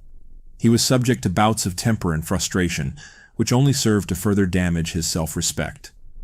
Kathy Whitman did the majority of the breadwinning in the Whitman household. Her job as a teacher at Lanier High School in Austin provided a salary and health insurance. Charlie's income supplemented hers, but he was keenly aware that his wife earned more than him. Furthermore, he continued to receive money and expensive gifts from his father. Charlie hated freeloaders, yet that was how he saw himself. He hated failure, yet he had failed to accomplish anything he had set out to do since he left home at 18. He saw being overweight as a sign of weakness, yet he was unable to keep himself as trim as he had been in the Marines. Outwardly, Charlie was diligent and conscientious, a devoted husband and a hard worker. Inwardly, he seethed with self-hatred. Kathy Whitman noticed her husband's ever bleaker outlook and began to gently urge him to seek counseling. Meanwhile, Charles Adolphus and Margaret Whitman separated after another violent row. Margaret and Charlie's brother Patrick moved to Austin in the spring of 1966. C.A. called ceaselessly, begging Margaret to return to him, but she refused. In May, she filed for divorce. Charlie's troubled family, it seemed, had followed him. In this place where he was determined to make a new start, he was constantly reminded of his past. His depression and anxiety worsened, and Kathy finally persuaded him to see a doctor that spring. Dr. Jan D. Cochran prescribed Valium for Charlie and referred him to University Health Center staff psychiatrist Dr. Morris Dean Heatley. Heatley found that Charlie had something about him that suggested and expressed the all-American boy, but that he seemed to be oozing with hostility. Charlie spoke mainly of his lack of achievement and his hatred of his father. At one point, he told Heatley that he had fantasized about going up on the tower with a deer rifle and shooting people. Heatley was not disconcerted. Many of his patients had made references to the tower, and Charlie showed no behavior patterns as of yet that indicated that he was serious. He had, in fact, been making such comments for years, and everyone dismissed them as nonsense. Heatley suggested that Charlie return a week later and told him that he could call at any time. Charlie did not return, nor did he call. In the summer of 1966, Charlie dutifully attended to his classwork and his job as a research assistant with the help of the amphetamine dexedrine. Sometimes he went for days without sleep, studying and attending to various projects. He was taking a very heavy course load, trying harder than ever to excel. But the drug made him inefficient. Even though he spent many hours working, he could not seem to accomplish what he wanted. As a result, his self-esteem suffered even more. Additionally, his father was still calling, trying to get Charlie to convince Margaret Whitman to return to him in Florida. Though friends and family generally agreed that Charlie was under strain and trying to do too much, no one noticed he was edging quietly toward violence. As the Texas summer heat intensified, Charlie became ever more consumed by his fantasies of killing. Charlie's first concrete action toward the plan he'd been formulating came on July 31st. That morning he bought a Bowie knife and binoculars at a surplus store and canned meat at a 7-Eleven.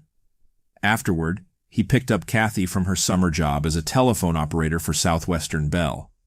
They went to a movie and then joined Margaret Whitman for a late lunch at the cafeteria where she worked.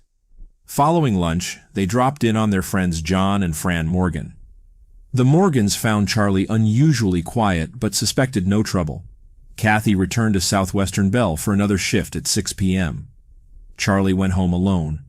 At 6:45 p.m. he began typing a letter of explanation and farewell. "I don't quite understand what it is that compels me to type this letter," he wrote. "Perhaps it is to leave some vague reason for the actions I have recently performed." He went on to say he'd increasingly been a victim of many unusual and irrational thoughts, and that his attempt to get help with his problems, the visit to Dr. Heatley, had failed. He expressed a wish that his body be autopsied after his death to see if there was a physical cause for his mental anguish. As he continued, he outlined his plan for the coming 24 hours. "It was after much thought that I decided to kill my wife, Kathy, tonight after I pick her up from work at the telephone company," he revealed. "The prominent reason in my mind is that I truly do not consider this world worth living in, and am prepared to die, and I do not want to leave her to suffer alone in it." He continued, "Similar reasons provoked me to take my mother's life also." Charlie's typing was interrupted by a visit from Larry and Eileen Fuse, a couple with whom Charlie and Kathy were friends. The Fuses found Charlie unusually calm, but happy. They chatted for a while. Charlie told stories, talked of buying land on Canyon Lake, and spoke very sentimentally of Kathy. Twice he said, "It's a shame that she should have to work all day and then come home to," but didn't finish the sentence. The three friends bought ice cream from a street vendor, and the Fuses left around 8:30 p.m. Presently, Charlie left the house to pick up Kathy. Her shift ended at 9:30, and they were probably back home by 9:45. Kathy chatted on the phone for a while, and then Charlie called his mother, asking if he and Kathy could come over and enjoy the air conditioning at her apartment. But Kathy didn't accompany him to his mother's place. She went to bed, and Charlie left their house around midnight. Margaret Whitman greeted her son in the lobby of her apartment building, the Penthouse. When they were inside apartment 505, Charlie attacked her. The exact circumstances are not known, but it seems that he choked Margaret from behind with a length of rubber hose until she was unconscious. He then stabbed her in the chest with a large hunting knife. There was also massive damage to the back of her head, but since no autopsy was performed, it is uncertain if the wound was inflicted with a gun or with a heavy object. Margaret Whitman was dead by 12:30 a.m., at which time Charlie sat down to write another letter of explanation. "I have just taken my mother's life," he wrote. "I am very upset over having done it. I am truly sorry that this is the only way I could see to relieve her sufferings, but I think it was best." He placed his mother's body in bed and pulled up the covers, then composed another note, this one designed to delay the discovery of what he'd done. He posted this one, intended for the building houseman, on the door of apartment 505. It read, "Roy, I don't have to be at work today, and I was up late last night. I would like to get some rest. Please do not disturb me. Thank you. Mrs. Whitman." Charlie left the penthouse at about 1:30 a.m., but quickly returned saying he was Mrs. Whitman's son and needed to get into her apartment to get a prescription he'd promised to fill for his mother. Probably he had forgotten a bottle of Dexedrine, which he would need in the coming hours. The doorman let him into the apartment, and he returned in about 5 minutes with a pill bottle. He left the penthouse for good at around 2 a.m. Kathy Whitman lay in bed asleep when Charlie returned home. Quickly and quietly, he pulled back the bedding and stabbed her 5 times in the chest. She probably never awoke. He then turned his attention to the letter he'd been typing the previous evening. 3 a.m., he scrawled on the page in blue ink. Both dead. With his pen, he continued the explanation of his crimes, placing the blame for everything on his father, and trying to make sense of the twisted morality that had brought him to murder. "I imagine it appears that I brutally killed both of my loved ones," he wrote. "I was only trying to do a quick, thorough job." He wrote a few more notes, one to each of his brothers and one to his father. He left instructions that the film in his cameras be developed and that his and Kathy's dog be given to her parents. For a little while he looked back in his diaries, highlighting entries where he had extolled his wife's virtues in years past. Then he set about preparations for the killing spree, which would follow in a few hours. In his old Marine footlocker, Charlie packed an array of supplies. He brought a radio, 3 gallons of water, gasoline, a notebook and pen, a compass, a hatchet and hammer, food, 2 knives, a flashlight and batteries, and various other implements which made it clear he was prepared for a lengthy standoff. Additionally, he packed guns, a .35 caliber Remington rifle, a 6mm Remington rifle with a scope, a .357 Magnum Smith & Wesson revolver, a 9mm Luger pistol, and a Galeazzi Brescia pistol. Later that morning, he would buy 2 more weapons, a .30 caliber M1 carbine and a 12-gauge shotgun. As he packed, he refined his plan. At 5:45 a.m., he called Kathy's supervisor at Southwestern Bell and told her his wife was sick and wouldn't be reporting to work that day. Charlie spent the morning accumulating more supplies. At around 7:15, he went to Austin Rental Company and rented a 2-wheeled dolly to help him transport the heavy, unwieldy footlocker. He cashed checks amounting to $250 at the Austin National Bank and bought guns and ammunition at Davis Hardware, Chuck's Gun Shop, and Sears.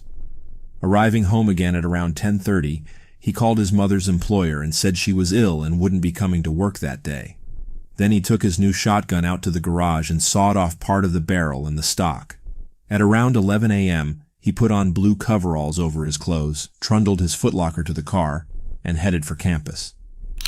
At 11:30 a.m., Charlie arrived at a security checkpoint on the edge of campus.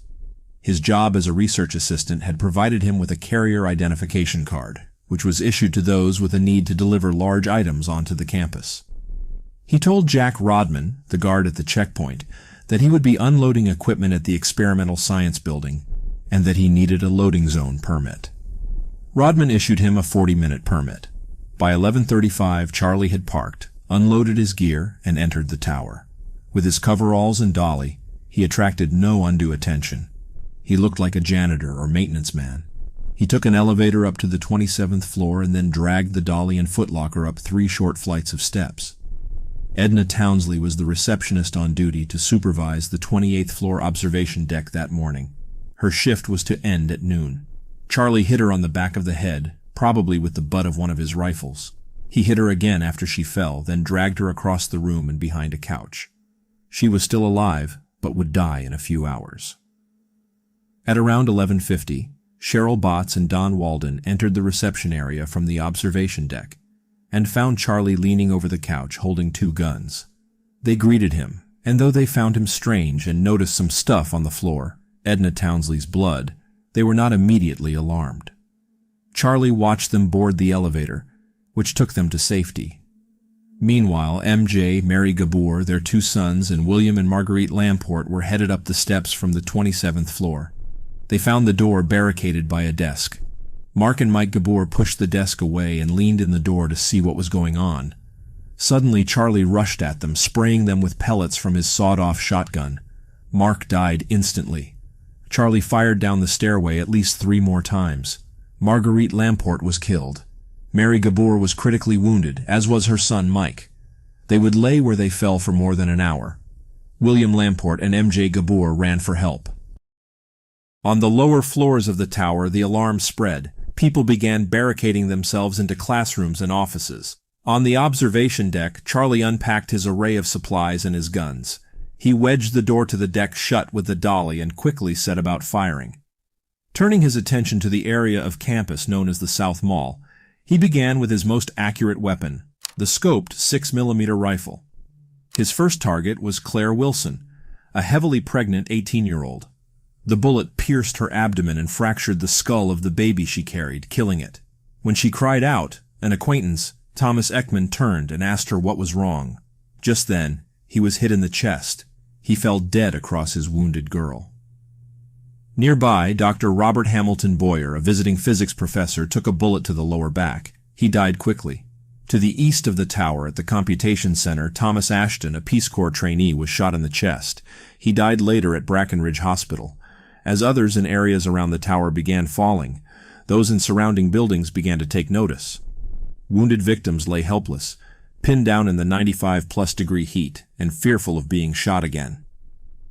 At about noon, University police arrived at the tower and proceeded to the 27th floor, where they discovered the Gabor Lamport party. An order was given to secure the exits and shut off the elevators.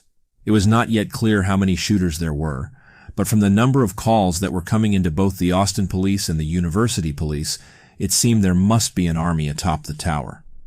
Charlie was still moving about the observation deck unhindered and turned his attention westward, toward Guadalupe Street. Known as the Drag, the busy street was lined with businesses and formed the western boundary of the UT campus. Initially, people on Guadalupe Street thought the echoing gunshots were part of a college prank.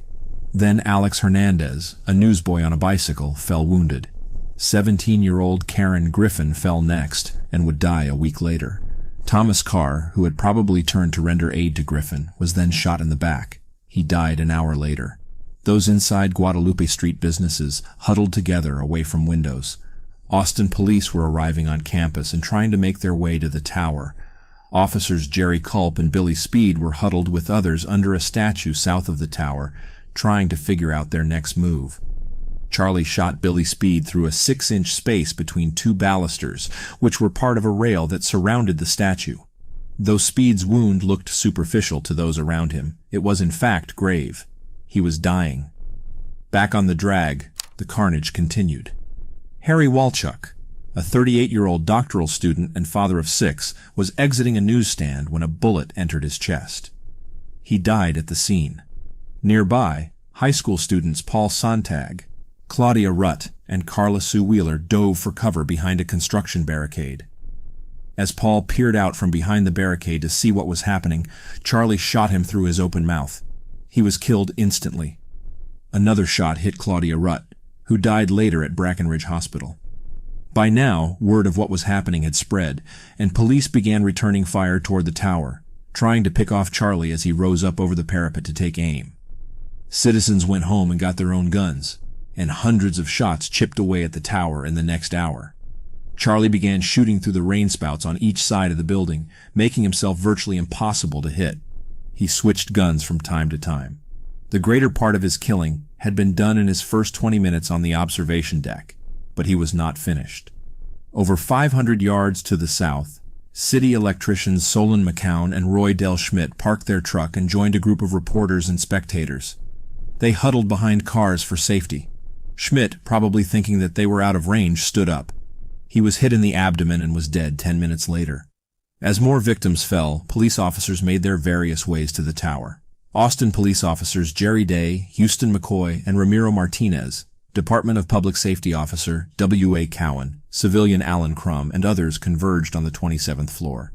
They cleared the floor and brought down Mary and Mike Gabor, who had lain critically wounded in a deep pool of blood for over an hour. Martinez and Crum moved carefully up the steps and into the reception area. McCoy and Day soon followed. There was no definite plan of action. Each man had to improvise as the situation developed. From inside the reception area, they could cover windows on the south, southwest, and west sides of the tower. Martinez tried the door to the observation deck, but found it had been wedged shut. He kicked the door until the dolly fell away, freeing the door. The men waited and watched the windows. Ramirez emerged onto the deck and began crawling toward the northwest corner where the shots seemed to be coming from. McCoy followed while Crum and Day guarded the door. As Charlie tried to change position, Crum misfired his gun, sending him back to the northwest corner. There he sat with his back against the north wall, aiming his carbine toward the south, from whence Crum's shot had come. Martinez and McCoy continued their slow crawl, friendly fire from the ground zinging around them. When Martinez reached the northeast corner, he rounded it and began firing his .38. Charlie tried to return fire but could not bring his weapon around in time. McCoy fired his shotgun twice at Charlie's head, knocking him to the floor. Martinez then grabbed McCoy's gun and ran toward Charlie's twitching body, firing into it point blank. At 1:24 p.m., Charlie was dead. Charlie had killed 14 people and injured dozens more in a little over 90 minutes. Soon, Charlie Whitman's name was being broadcast nationwide in television and radio news bulletins. In Needville, Texas, Kathy Whitman's father heard his son-in-law's name on the radio. Concerned for his daughter, he contacted Austin police.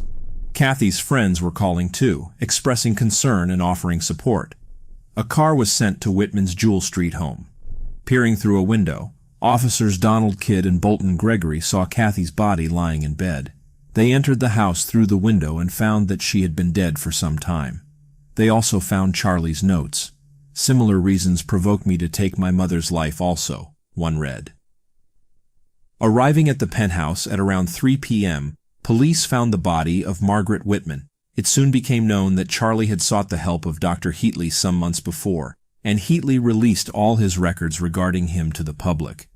Because Charlie had told Heatley of his fantasy of killing people from the tower during his one appointment, Heatley was suddenly under intense scrutiny. He was never found responsible in any way for the killings, however. The general consensus was that he'd done the best he could with the information he was given by Charlie. Nothing else about Charlie suggested that he would do what he did, so Heatley did not consider him a threat to himself or others. When Charlie's body was autopsied, doctors discovered a small tumor in his brain. Some of his friends and family have seized upon this as the cause of his actions, but experts concur that this is doubtful. Charlie was buried in Florida beside his mother. As he was an ex-Marine, an American flag covered his coffin. Kathy Whitman was buried in her hometown of Needville, Texas. At the Texas Tower, the observation deck remained open for several years. The university spent $5,000 repairing bullet holes in 1967. There were sides, though, 4 of them in the years between 1968 and the closing of the deck in 1974. In 1976, the University of Texas Regents declared the deck permanently closed, and so it remained for over 20 years. In October 1998, University of Texas President Larry Faulkner announced plans to reopen the observation deck. He asked for the support of the university regents in making the tower a positive symbol of Texas pride once again. The regents approved his plan, and on September 15, 1999, the school's 116th anniversary, the deck was reopened. There are security guards on the ground floor of the tower and on the deck itself, which is surrounded by a stainless steel lattice to prevent suicides and falls. Visitors can once again enjoy the panoramic view from the tower, but must pass through a metal detector to gain entry. The ghost of Charlie Whitman is, for the most part, exorcised.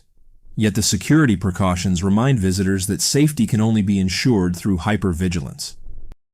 There was a time when things weren't like that. Charlie Whitman ended it for good.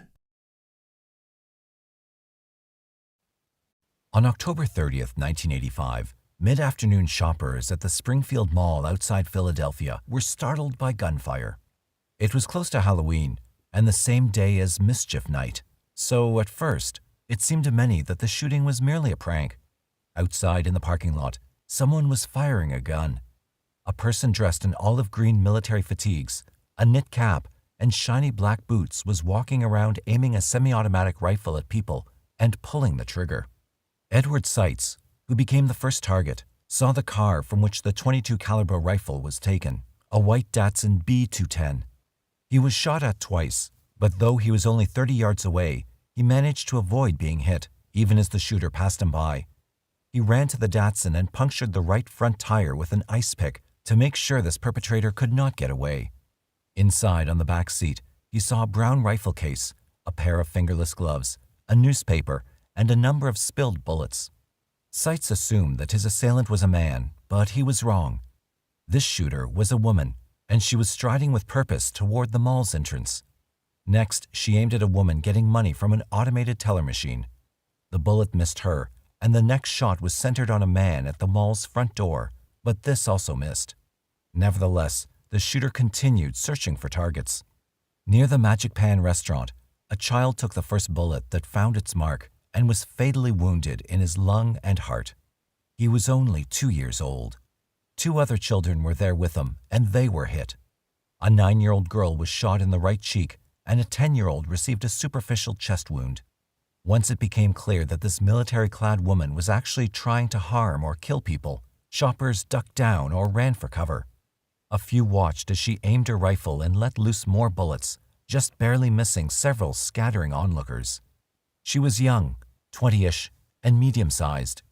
While workplace violence had gotten some press by that time, those shooters had all been middle-aged, disgruntled males going after coworkers or bosses. Not so this person.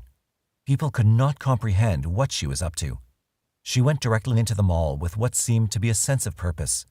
She aimed at shoppers outside the stores who failed to move fast enough and also shot randomly inside several stores. Her shots shattered a plate glass window at an Oriental furniture store, Pearl of the East. She also shot over the head of a clerk at the Rite Aid drugstore, hitting the ceiling, but passed by a woman's clothing store without even looking in. She then shot into a Kinney shoe store. One man was standing alone in the walkway, deep in thought, and she hit him 3 times. He dropped to the floor, critically wounded. Nobody stopped the woman as she made her way, muttering angrily to herself, through the pedestrian area. She shot and hit several more people. They fell to the floor, some of them bleeding badly. She often missed, and mostly people were only wounded. 4 people lay near one another, and one man shot behind the ear was bleeding badly. His wife, who had run from a store to find him there, screamed for assistance, "Help my husband! Help my husband!" She gripped her chest as if in pain. For those caught in the deadly fire, the rampage seemed to go on and on. One girl had been shot twice in the stomach, one woman was wounded in the back, and another had taken 2 bullets in the abdomen. Not badly hurt, but clearly traumatized, an adolescent girl held her wounded left hand, though her right wrist, too, had been hit. In truth, the shooting lasted less than 4 minutes, and it ended rather incongruously. John Loughner, a 24-year-old graduate student spending time at the mall with a friend, watched the woman walk toward him and was around 10 yards away when she lifted her gun to take aim. While he assumed she was firing blanks, he thought she should not be doing it, so he grabbed her. "You picked the wrong person to fool with," he said. "I'm going to turn you in now." "I'm a woman," she mumbled, "and I have family problems, and I have seizures." Without replying, Loughner guided her into a shoe store 30 yards away and made her sit down in a chair. People outside in the mall were screaming and running, but he remained calm. He ordered her to sit right where she was, while he went in search of a security guard.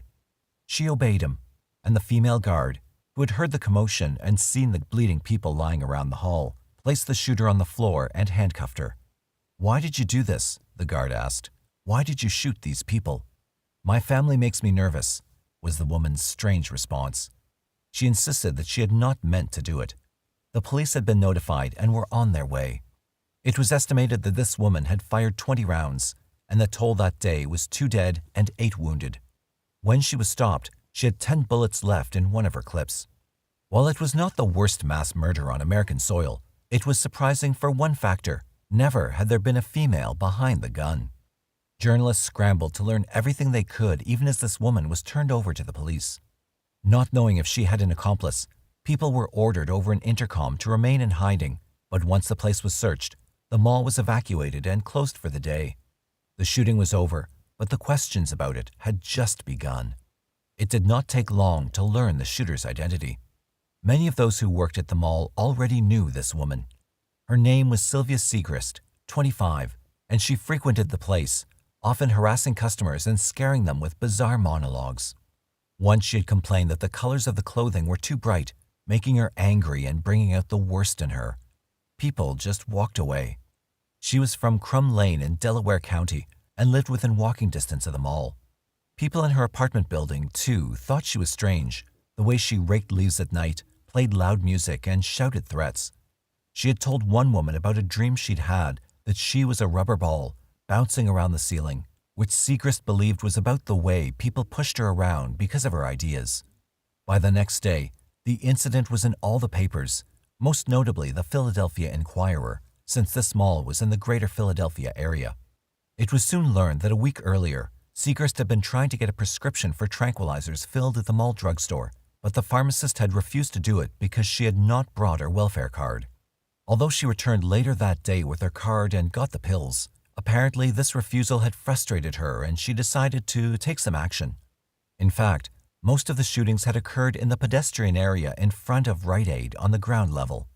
Her behavior was not unlike that of men who commit workplace violence.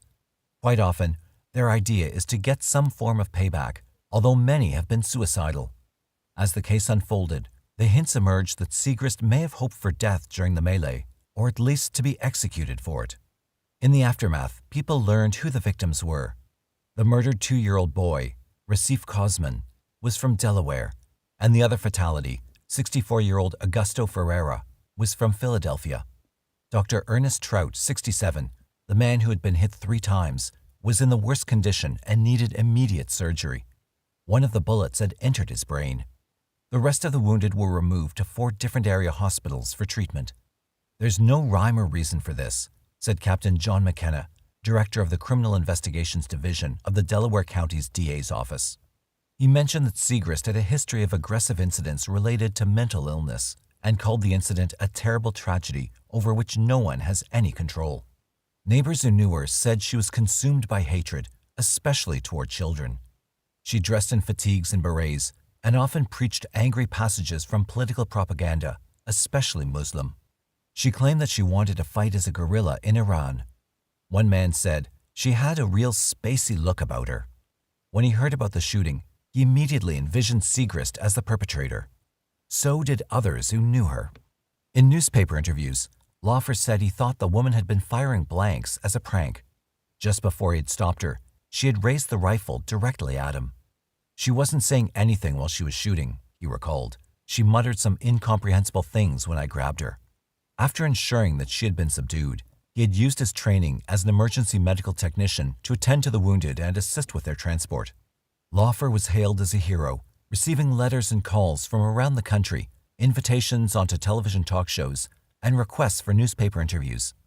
Given how many bullets Seagrist had left, people were happy that someone had stopped her so quickly. Loughner was happy to have escaped with his life. At her arraignment that evening around 8 p.m., which she attended barefoot, Seagrist was less than cooperative. She swore at reporters assembled inside and outside the courtroom who were hoping for pictures and a statement. They certainly got a story. She had apparently asked the arresting officers to just shoot me now, and that was quoted the next day. Seagrist appeared for about 10 minutes before District Justice Joseph L. DiPietro in Springfield Township on 2 counts of murder, attempted murder, aggravated assault, possession of an instrument of crime, and carrying a gun without a license. She was being held in jail without bail until she could get a preliminary hearing. No one yet realized that this would be no simple case. Not only would her competency and sanity be questioned, but her case was about to inspire new legislation regarding the mentally ill. Among her first words to the judge were, "F you, I hope you starve.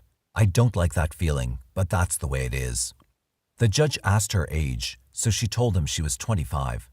She then added that she did not expect to live beyond that. Asked her phone number, she rattled off a long string of random numbers in a voice charged with anger. She also lashed out with a statement that she wished she had never been born, and told the court that the reason for her rampage was trouble with her parents. "My parents beat me, of course," she told the court. "The police never handled my parents." By this time, no one knew quite what to think of her responses, although her mother had already given an interview to reporters to let them know that Sylvia had been diagnosed with schizophrenia at the age of 15 and had been committed to psychiatric hospitals 12 separate times over the past 10 years. She had noticed that Sylvia had been acting psychotic in recent days, an indication that she may have gone off her medication. On the morning of the rampage, Ruth Seagrist had asked her daughter to get recommitted, but Sylvia had resisted, saying she would rather go to prison than go back to hospital. Told by psychiatrists that involuntary commitment was impossible without a clearly violent incident, Ruth Seagrist had given up on that idea. She herself had experienced some of Sylvia's violence. A year earlier, Sylvia had tried to choke her outside an automobile license agency, and the police had intervened. Sylvia had been committed for 3 weeks, but could not be held longer, despite a psychiatric report that offered a poor prognosis. There had been other violent episodes as well, yet psychiatrists had repeatedly let her out of the hospital to live on her own. They had to, by state law. She lived alone because no one could stand to live with her, and she had been evicted from at least one apartment for her aggressive behavior. Former roommates reported that living conditions were a nightmare, and some of them were afraid of her. In Ruth Seagrist's opinion, Sylvia had lost touch with reality and could not comprehend the simplest inquiries. She was obsessed with negative energy, a phenomenon that she apparently could not explain to anyone who asked. Her thinking was entirely disorganized. That was clear throughout the brief arraignment. Lane and Greg quote Sylvia as saying, "Hurry up, man, you know I'm guilty. Just kill me on the spot." She admitted that she had done something terrible, but then added, "So what? I signed up with the communists. Men are always ready to go to war." Kelleher says that, as the judge read the charges, she looked around, paying no attention to him. Finally, she said, "Do you have a black box? That is my testimony." Her preliminary hearing was set for November 7th, a week later. There was no doubt that Sylvia Seagrist had a long record of mental illness. She had been diagnosed at the age of 15, 10 years earlier, as a person with a mental disorder so serious that she faced a lifetime of drugs or hospitalization, or both. Since her illness involved developing hostility and aggression from paranoid delusions, she quickly alienated family and friends. That left her lonely as well as disoriented. With no one to help her find her bearings, she was hospitalized over and over and then given drugs. No one professional followed her case, although she saw several different psychiatrists for the medication. When she got out into the community, she could not hold a job very long, so she had difficulty supporting herself. Seagrist had a long history of threatening people, and the police knew her quite well from all the complaints about her behavior. Since she often did not take the drugs appropriately, or they did not work well, over time her delusions and anger worsened. In the weeks prior to the shooting, people who knew her said that she had been acting terribly psychotic. Trying to enlist in the Army in December 1984, she had been discharged from boot camp 2 months later over her behavioral problems. She did not take it well. For some reason, she seemed to identify strongly with the forces of war and military might. People in the area were long familiar with her eccentric character. She often dressed in army fatigues, and at the mall, she went in and out of the stores harassing customers. She also showed up in a local health club, fully dressed in her fatigues to work out, even sitting fully dressed in the spa. She could be found in a local library muttering to herself or trying for hours at a stretch to translate books about bombs into Russian by using a Russian dictionary. She was obsessed with the idea of negative energy. In retrospect, people were amazed that Seagrist had managed to acquire a Ruger semi-automatic .22 caliber rifle in her dangerous state of mind. But she did. She had initially tried purchasing it at a local Kmart, but store employees had sensed something wrong and lied to her about not having one in stock. "It looked like she was ready to go into battle," said the store manager to reporters. 2 clerks on that day both felt she was kind of weird. It was more like just a gut feeling. She left a deposit to wait on the shipment, but when she returned, they said that the ATF had turned down her application. She took her $20 and left. A week later, she went to the sporting goods counter at Best Products, and after saying on a form that she did not have a history of mental illness, which they were not required by law to check, she got her weapon for $107. She had taken shooting lessons, so she already knew how to use it. Before the October 30th massacre, Seagrist had actually gone to the mall in the morning, but then had left. She turned up at Living Well Fitness Center to work out for half an hour, speaking to no one, but clearly appearing to be angry. From there, she went to the library and asked how many books she could check out at once, but did not take any and did not stay. She shopped at a party store for Halloween goods, coming across to the clerk as so hostile that she frightened the woman. And by mid-afternoon, she was back at the Springfield Mall, armed and ready. At a closed hearing at the Mayview State Hospital near Pittsburgh, Seagrist's commitment order was extended for psychiatric evaluation, and her preliminary hearing was postponed indefinitely. The Pennsylvania mental health system was criticized over this incident and for their handling of Seagrist over the years. Not only had there been incidents of violence with her, with only minimal hospitalization, but 2 weeks before the most deadly incident, she had placed a call to a psychiatrist. Rather than being invited to come in, she was given an over-the-phone prescription refill for a drug to calm her anxiety. But psychologists and psychiatrists pointed out that the civil rights movement during the 1970s on behalf of the mentally ill had ensured that they cannot be institutionalized without a violent incident. Even if they needed hospitalization, once they were restored to calmer behavior, they were to be released. That meant that, for their rights to be protected, society could be vulnerable to the occasional rampage. Most such patients were not violent, so they should not have to have their rights curtailed for the sake of the few who were. Seagrist had been diagnosed as a sophomore in high school when she was removed from class at Springfield High School and put into a mental hospital. Although she had been an excellent student with an interest in science, her performance had become inconsistent and her anger noticeable. Schizophrenia commonly strikes during adolescence, affecting about 1% of the population. Such people become increasingly disoriented within their environment and disorganized in their thinking and may show mildly aggressive outbursts. Potentially violent behavior can usually be controlled with antipsychotic drugs. Yet, in 1980, Seagrist had been committed to the Tri-County Fountain Center and was eventually transferred to a hospital setting. After 3 weeks, she returned to Tri-County, where on her second day she stabbed a counselor in the back with a paring knife.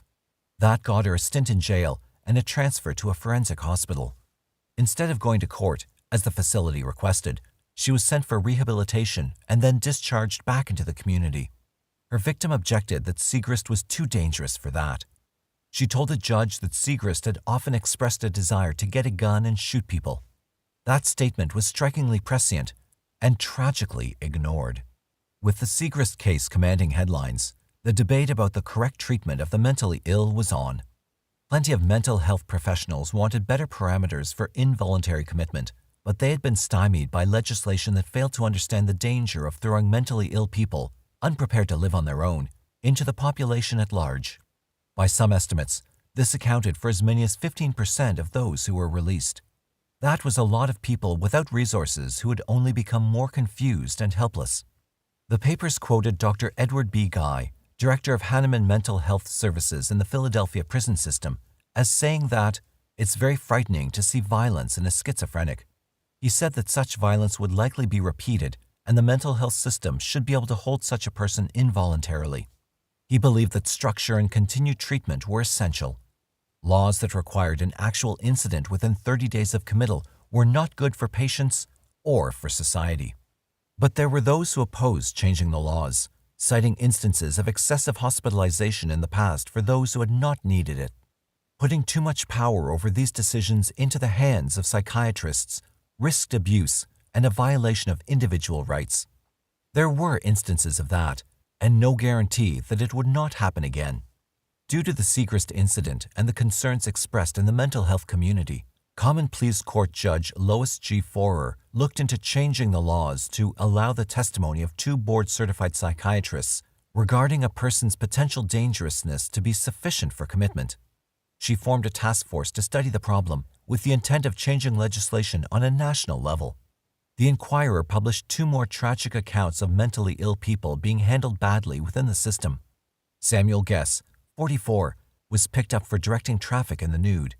After being released, he returned to the police station with a baseball bat and was shot down and killed as he came at several officers. Another person who had died was Mitchell Miller Jr., 35, who had been taken to an emergency room for potential commitment. Left in a police van for hours on a hot day, Due to overworked resources, he succumbed to the heat. And it was not as if Seagrist had not been seeking help. 6 months before the incident, she had called a psychiatrist at the Institute of Pennsylvania Hospital.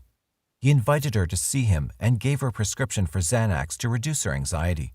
He never saw her again, but did get a call to renew the prescription. He had phoned it into the Rite Aid drugstore at the Springfield Mall. In the year after the rampage, Seagrist underwent extensive psychiatric examinations for competency to see if she could understand the charges against her and participate in her defense. Her public defenders, Stephen Leach and Ruth Schaefer, insisted that the district attorney's office had no right to pry into Seagrist's psychiatric records and filed a motion that all records be returned. This inspired debate and more hearings that delayed the proceedings. In the meantime, Ernest Trout, the man whom Seagrist had shot 3 times, died December 1st from a blood clot caused by the shooting. He had never regained consciousness, and the prognosis was blindness and paralysis even if he had lived. Seagrist's bullet had passed through one of his temples, damaging the frontal lobe of his brain and an eye. Both of his eyes had been removed. But despite the surgeon's efforts, Trout could not be saved. His widow, along with the other survivors and relatives of victims, was determined that his murderer would get prosecuted. A hearing to determine Seagrist's competence was set for December 5th. The defense hired Dr. Robert Sadoff to evaluate Seagrist, and he said she was not competent to stand trial. A psychiatrist at Haverford State Hospital, John Fong, also stated that she was severely mentally disabled, and the personnel at Mayview believed she needed continued involuntary treatment. Her preliminary hearing, tentatively scheduled for December 6th, was once again postponed. The DA's office was permitted access to Sylvia's mental health records, but only for competency assessment, not for trial. They were also allowed to see Seagrist's records from the Swarthmore Public Library. Director Janice Lee was asked to disclose Seagrist's reading preferences. She believed this was a private matter, so she resisted. Reporters then attacked her in print for her steadfast refusal, but she did not budge. Only when the court ordered it did she finally reveal the list, and for her, as Janice Lee reported, it proved to be a painful ethical ordeal. The court then appointed psychiatrist James H. Ewing to conduct an evaluation of competency.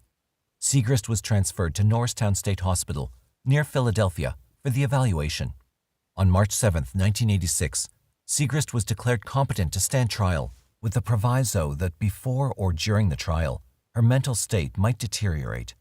The next step was a preliminary hearing, and Seagrist sat through all the testimony, scribbling a long note.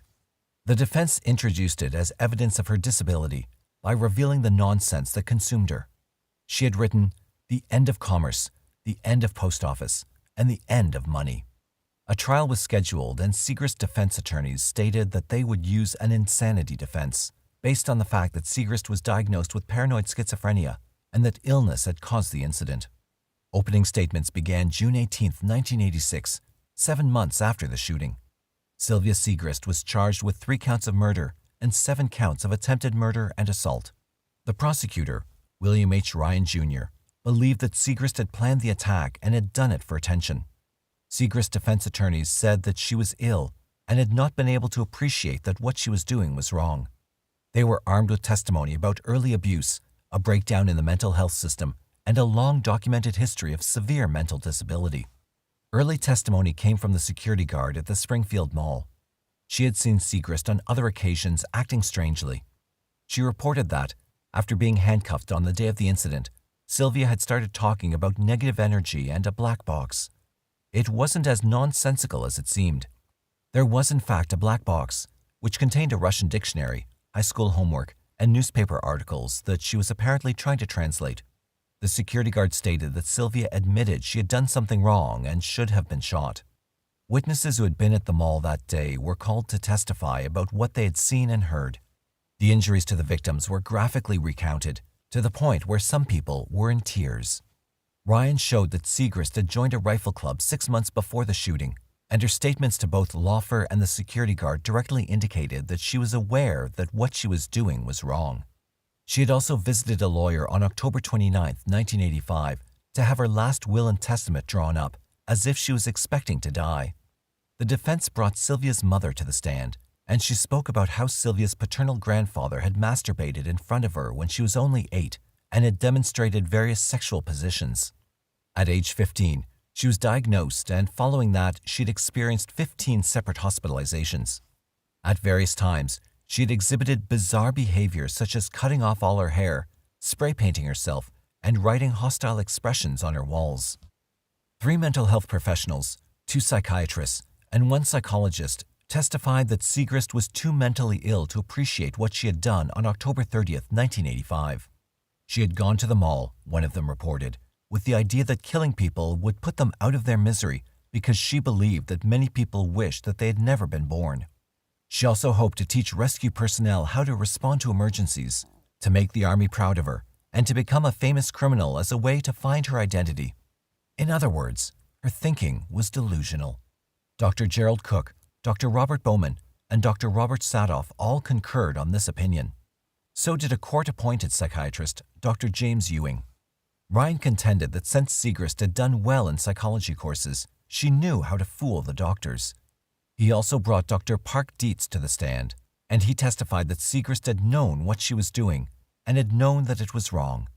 While she had a mental illness, it might be bipolar disorder rather than schizophrenia. She had executed her shootings in an organized manner and had made statements to the police and security guard that indicated a planned attack that was under her control. She was therefore not legally insane.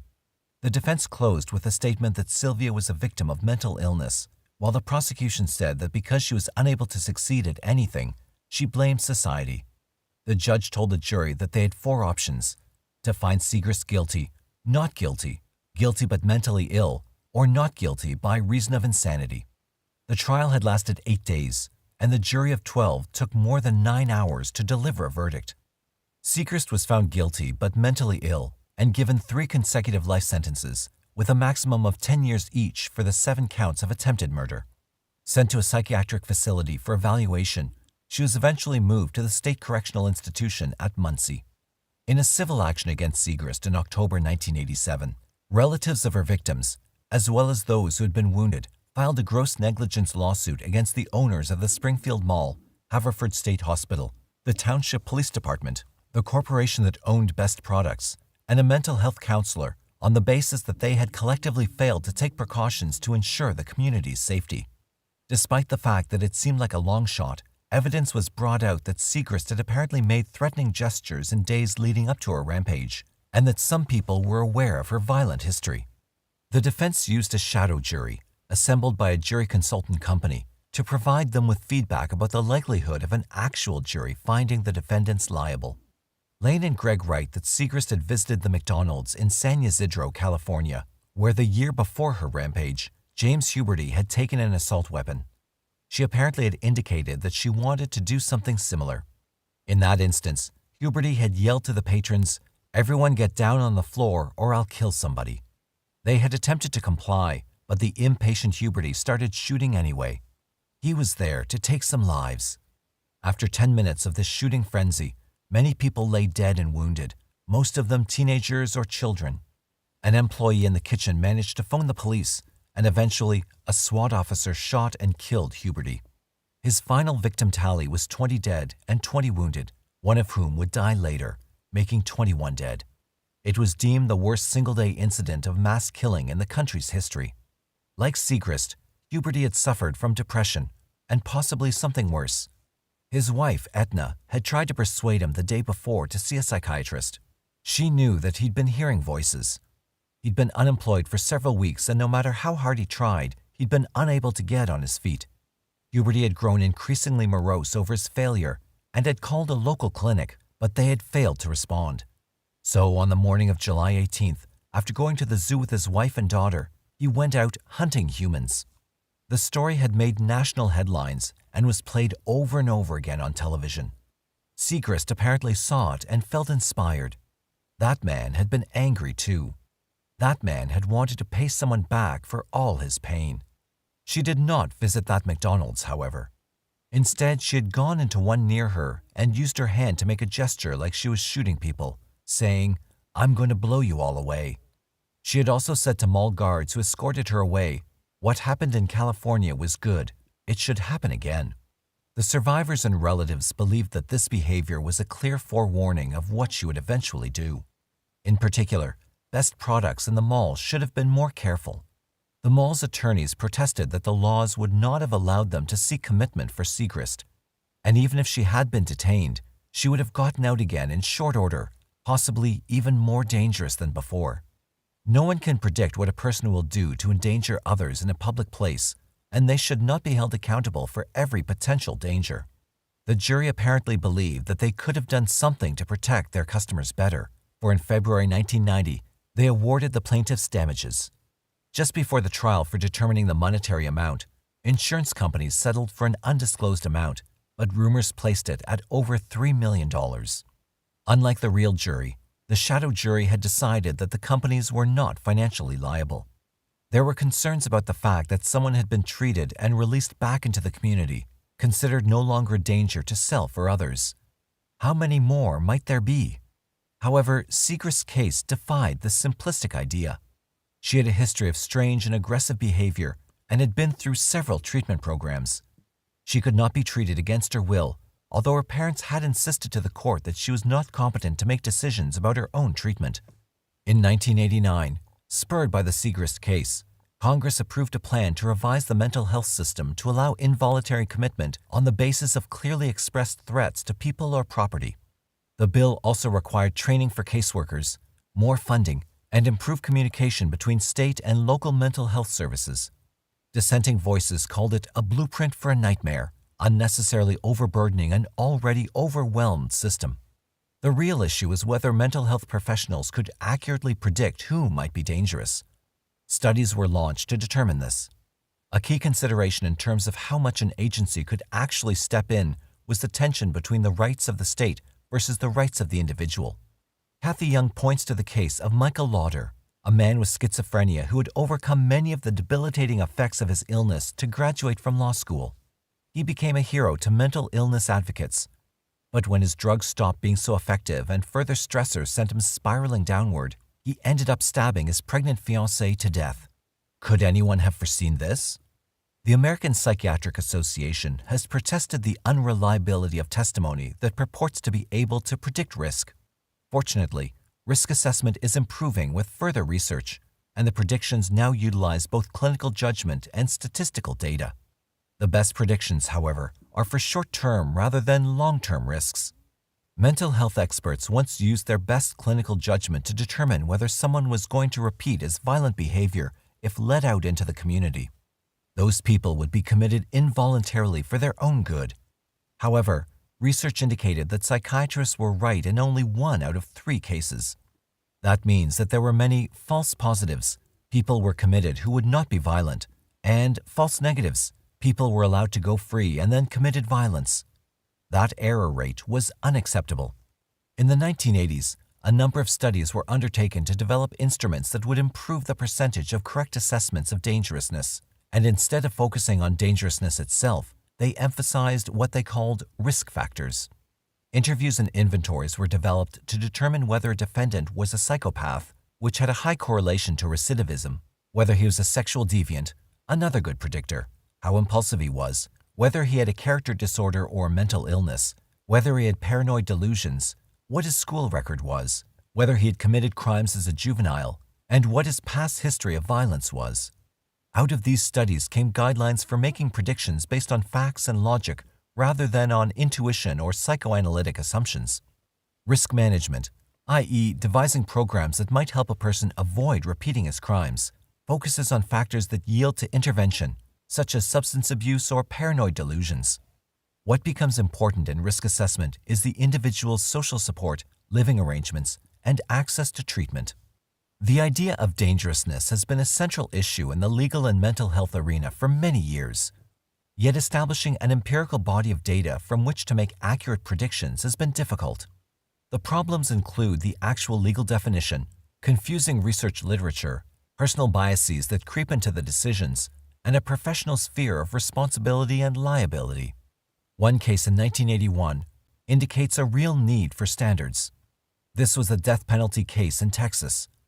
On the basis of a brief mental status examination, the state psychiatrist testified that the defendant, Smith, was a severe sociopath, based more or less on an intuitive sense of the man's apparent lack of remorse for being an accomplice in a murder, but was not the killer. The doctor stated that Smith would certainly commit other crimes.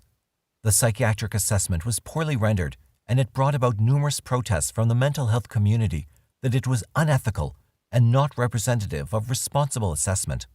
According to those researchers who have devoted considerable time to the subject, risk assessment research on which judgments are to be made should meet 7 criteria.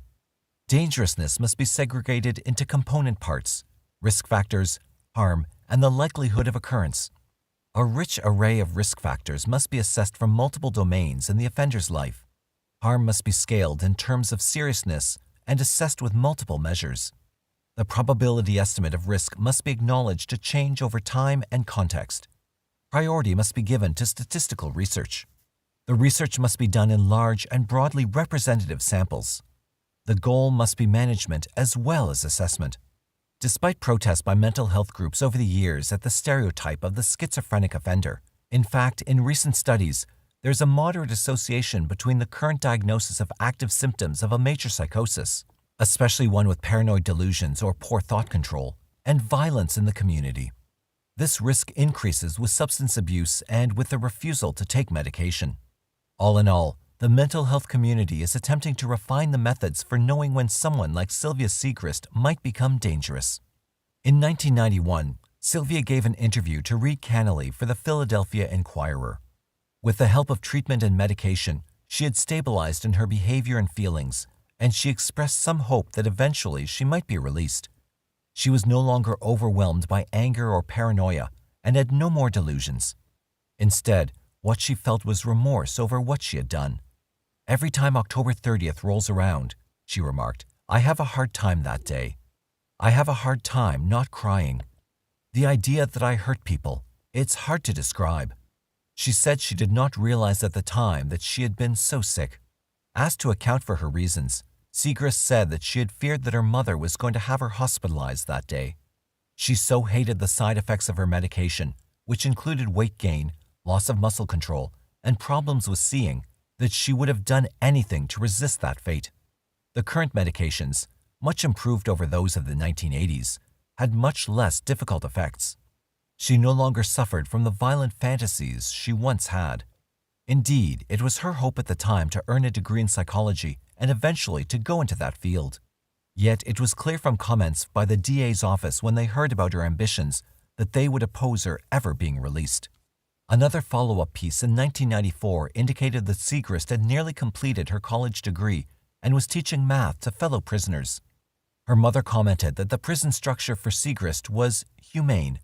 In 2001, Julian Walker located Seagrist's mother and wrote a piece on her and her idea about the mentally ill.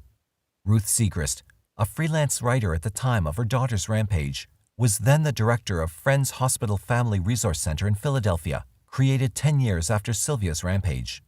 Ruth Seagrist made it a life mission to get information out to the public about the mentally ill. The FRC makes help and information available to family members trying to cope with the issues, as well as to patients who want to know more about their own illness. Ruth and her husband, Dawn, had explored many treatment options while trying to find a way to deal with their daughter.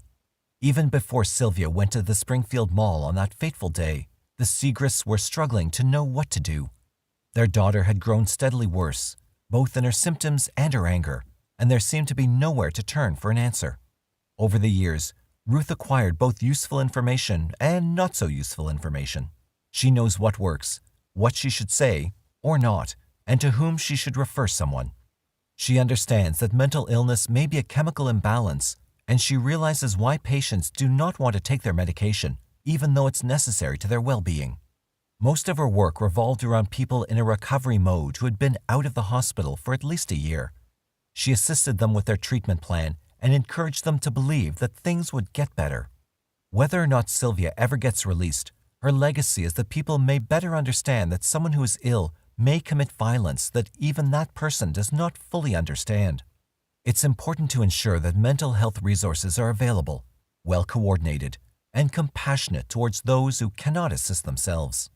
She was sent to the psychiatric specialty hospital, Mayview State Hospital, for evaluation, and was eventually moved to the State Correctional Institution in Muncie, Pennsylvania, where she resides today. She is now 61 years old.